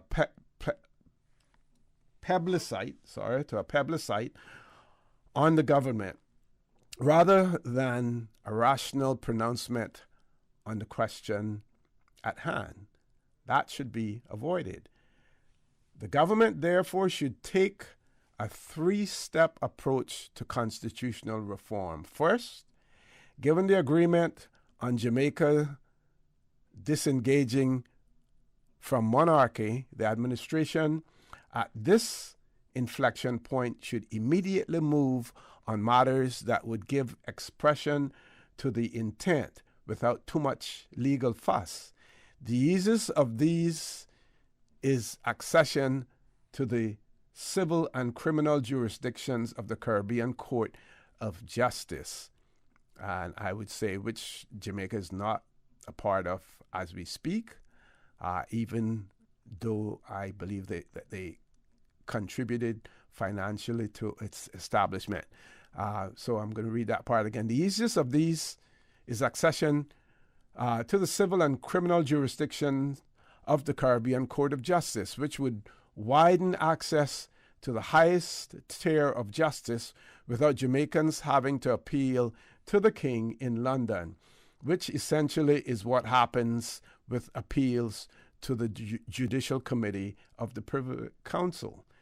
This process could be completed in 6 months with votes of 2/3 majorities in both legislative chambers on the reform bill. Next, the government should bundle the constitutional issues on which there is already consensus and proceed to the so-called grand referendum it talked about 6 years ago when it came to office.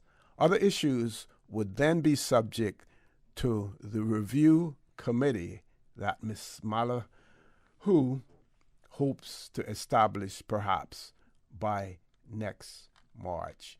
So an editorial in the Jamaica Gleaner pointing out and saying that passing of Her Majesty the Queen Elizabeth II, is an inflection point for, or should be an inflection point for Jamaica, Jamaican politicians as well, the Jamaican Parliament, to now take a look at what it is that needs to be done and to move on with it. It would appear, unless things are accelerated and change extremely quickly, that this is highly unlikely, not even a vote, a referendum is highly unlikely before 2025, which is the year I believe that our elections are constitutionally due by in Jamaica as well. Folks, we're going to take the last commercial break. Please stay tuned for the record. We'll be back shortly. What's that? No sugar, same amazing taste? Coca-Cola Zero Sugar is here to stay. Classic taste, pure satisfaction. Be sure to stop into any Tortuga location and get your own case of Coke Zero. Or grab an ice-cold one straight from the cooler. Brought to you by Tortuga Distributors Limited. Coca-Cola, taste the feeling, K-Man. At Doctor's Hospital, we know life happens, and usually when you least expect it. So when unexpected medical issues arise, you need quality care close to home. Located in the heart of Georgetown, our accomplished team of physicians and medical staff treat minor urgent conditions such as migraines, chest and abdominal pain, shortness of breath, burns, broken bones, open wounds, and more. 24 hours, 7 days a week with no appointment necessary. Peace of mind is important when life happens. At Doctor's Hospital, we're always here just for you. Need to speak to someone? Call 949-6066. A message from Rotary Central. Out of respect for the passing of Her Majesty Queen Elizabeth II, Gumball Rally 2022, the charity event organized by Rotary Central, scheduled for this Saturday, September 17th, has been postponed. Gumball Rally will be rescheduled. All completed entries will be honored. We join our community in mourning our sovereign lady. God save the King. Tune in every Monday through Friday at 12 p.m. for Radio Cayman's Midday Newscast. Radio Cayman, the People's Station, your trusted official source for the latest news. The 12 p.m. news is proudly brought to you by Health City Cayman Islands. World-class healthcare within your reach. For the record, with Orrett Connor. Initiating system. For information that matters. For the record, with Orrett Connor. Continues right now on Radio Cayman. Good morning. Welcome back to For the Record. We're on the last leg of the show this morning. I have another article that I want to share with you. I'm really trying to inform and to stimulate people when it comes to constitutional reform and everything else. We've had some reforms here in the Cayman Islands. We have a relatively new constitution, only came into effect in 2009. And we've seen some changes to it recently, some that I basically, they're just, cosmetic changes to a certain extent. We have reached for the low-hanging fruit. And, of course, our position as far as being an overseas territories limits us to what we believe can be done. But I believe that hopefully sometime in the future we will get more innovative as well as modern thinkers when it comes to the constitutional arrangements and move away from this belief that United Kingdom government has embedded in our brains that any further step constitutionally means independence. I believe that there's so much flexibility that can be allowed, especially in those territories that have proven that they can handle their own affairs as well. Just my point. This is an article by a very prominent lawyer in Jamaica. He's a writer as well, writes several good articles. His name is Gordon Robinson, and he shares this one about Manly's view on constitutional reform in Jamaica. And he starts out by saying, "You all know it was just a matter of time before I returned to the urgent need for constitutional reform. This time I'll try to be as quiet as possible while presenting views on the subject of two former prime ministers expressed in writing almost 30 years ago." He says, "I begin today with a memorandum from Manly dated the 25th of May 1994 to David Corr, then chairman of a parliamentary committee examining recommendations in two reports of a constitutional commission originally chaired by James Carr, then Lloyd Barnett. Manly wrote a copy to Prime Minister P.J. Patterson and opposition leader Edward Seaga. I have believed for some time that Jamaica's first past the post-electoral system contains many weaknesses. For example, the system has produced a series of parliaments in which the winning party is heavily overrepresented by the losing party. The winning party is heavily overrepresented and the losing party underrepresented. A lopsided parliament creates a situation in which the government can easily succumb to an overconfidence, even an arrogance, born of the visible but misleading evidence of a huge majority. At the same time, the opposition can be reduced to a point where it becomes difficult to service its responsibilities, such as constructive contributions to the workings of the various committees. In the end, a top-heavy parliament is a poor instrument for achieving the best results of which democracy and parliamentary systems are capable. Joshua has not been resurrected. He wrote this almost 30 years ago. He also addressed another of my pet peeves, separation of powers. There is a second weakness in this first past the post method. The system presupposes it is a good thing to require members of parliament to undertake simultaneously the responsibilities of ministerial office while discharging those of a constituency representative. Ministerial appointments through the Senate are regarded as a deviation from the norm and therefore subjected to numerical limits. However, the truth is the limit upon senatorial appointments to ministerial office is a necessary constraint for a reason that has nothing to do with workload and performance. The limit exists because the Senate is an appointed body and thus not directly the product of the electoral process. This establishes how difficult it was, even for great thinkers who grew up under British rule, to get a grip on the need to dismantle every vestige of colonialism in order to emancipate our people from mental slavery. Even though Michael recognized the weakness of the Member of Parliament / ministerial conflation, he still clung to the colonial vestige of belief that all executive power should be elected. The article, it goes on to talk about separation of powers, but obviously Michael had been wrestling with this separation of powers conundrum for a while.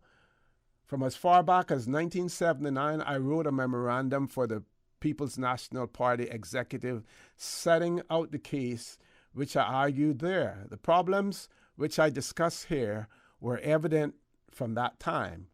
I felt and still feel that we could solve many of those problems if we were to put in place a system which incorporated both first past the post principle and an element of proportional representation as well. Proportional representation is something that we have never discussed here in the Cayman Islands. We don't talk about it, but we see it working elsewhere. If you want to, most recent example of it, look at the elections in Alaska to replace their House of Representatives representative in the U.S. Congress. 3 persons vying for the post. They were using the proportional representation. I think some parts of that, as well. And so you see how it works there. This person says that, we've been beating the drum for years. Manley proposed solutions for constituency non-representation problems.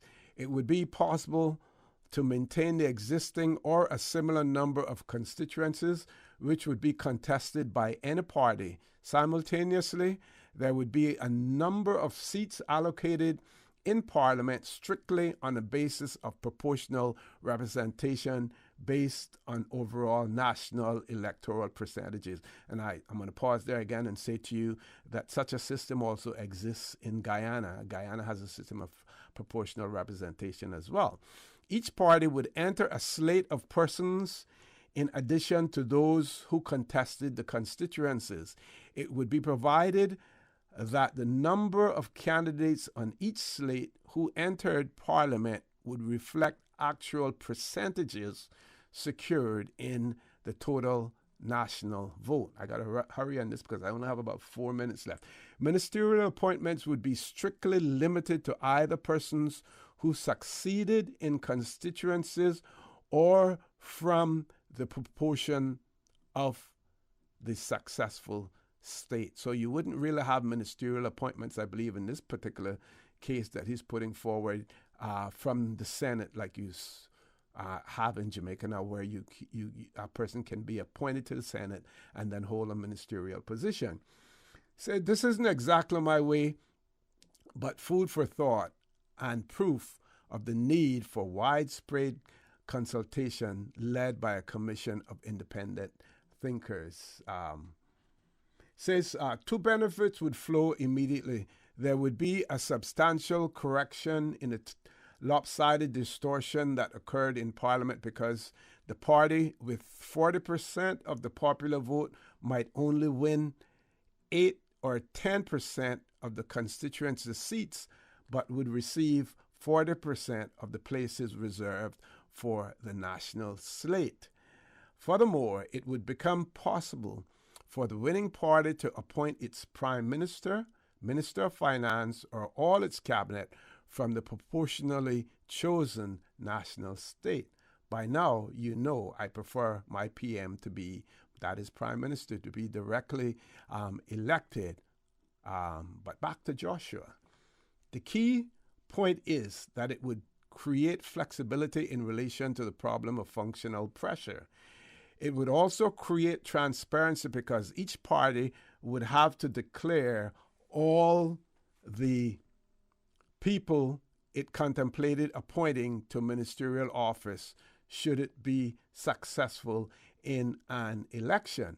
And I'm going to talk about that in a minute if I have enough time. Finally, should a third party enjoy substantial nationwide support but prove unable to win a particular constituency, it would be able to gain parliamentary representation.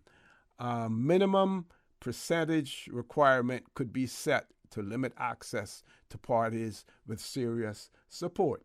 So I'm going to go back to this part here that talks about the fact the key point is that it would create flexibility in relation to the problems of functional pressure. It would also create transparency because each party would have to declare all the persons it contemplated appointing to ministerial office should it be successful in election. Folks, bear in mind that here in the Cayman Islands we had an election the last time, and we knew on one side of the contest, if that group were elected, who would be in a position to hold a ministerial position if they got the majority of seats to be able to form a government. On the other hand, we had a group of independents, and no one knew who would get what. Sometimes we didn't even know whether or not those independents were a part of the government or not. Transparency, it is important. Transparency, important then, and it is important now. Now, whether or not in our next election we will go through the same process, we will wait and see. And I would imagine that the success of the arrangement that we have now will dictate how well that will come across to the public of the Cayman Islands. Folks, I want to thank you for allowing Radio Cayman and by extension For the Record into your homes, into your vehicles as you traverse the busy roads of the Cayman Islands, into your places of work, wherever that may be. I also want to remind you that we are our brothers and our sisters keepers. There is always someone out there who's less fortunate than we are, and I ask you to extend a helping hand to them. If you can't do that, then I suggest you donate to a worthy charity, because we always want to consider those who need, not necessarily those who want or even those who crave. So I say to you, have a great day. Continue to support your radio station, Radio Cayman. Join Sterling, Dwayne Ebanks at 12:15 for Talk today. And as usual, we ask the good Lord to bless these three beautiful, wonderful Cayman Islands.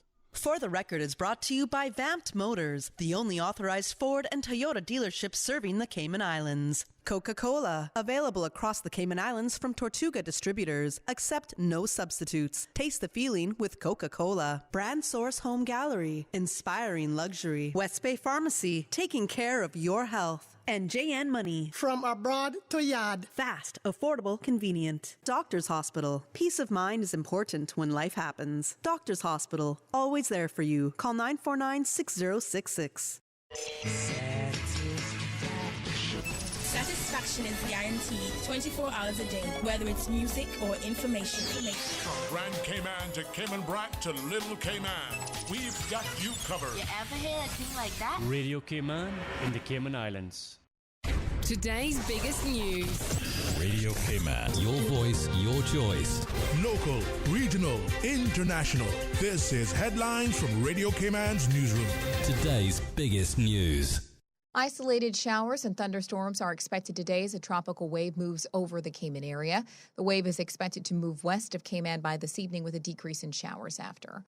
China's leader Xi Jinping and Russia's Vladimir Putin will discuss the war in Ukraine and other, quote, international and regional topics at their meeting later this week. The two will meet in Uzbekistan at a summit that will show, quote, an alternative to the Western world. Mr. Xi is making his first trip overseas since the start of the pandemic. He's seeking a historic third term, while Mr. Putin's relations with the West are at rock bottom over Ukraine. Some staff at Clarence House in the UK have been warned that their jobs are at risk following King Charles III's ascension to the throne. The Guardian said dozens of staff were told during the Thanksgiving service for the Queen in Edinburgh on Monday. Clarence House said some redundancies were, quote, unavoidable because of the change in role for Charles and his wife Camilla, now Queen Consort. They are working to find alternative roles for employees. Those are your headlines. I'm Karsley Fuller. For the latest in news and information, follow Radio Cayman on social media, Facebook, Instagram, Twitter. Download the Radio Cayman app or log on to our website, radiocayman.gov.ky. RC Fusion. Brought to you by TCE Paint Shop. Has 3 locations to better serve your home decor needs. Cox Lumber Sparky Drive, Cox Lumber Boddingtown, and the original store at 27 Godfrey Dixon Way. RC Fusion. RC Fusion. The Georgetown Farmers Market. It's time you start eating local. The market at the Cricket Grounds. Proudly Caymanian and 100% fresh. RC Fusion. RC Fusion. Royal Medical and Wellness Center. Your health deserves nothing less than the Royal Treatment. Baytown Plaza. And Lucozade. Win with Lucozade. Check out Lucozade Caribbean on Facebook or Instagram for details. Also brought to you by Island Style. 2 locations for your Island Style clothing at the Harbor Center on the waterfront and the Duty Free Center on Edward Street. I found a love for me. Darling, just dive right in. Follow my lead. Well, I found a girl, beautiful and sweet. Well, I never knew you were the someone waiting for me. 'Cause we were just kids when we fell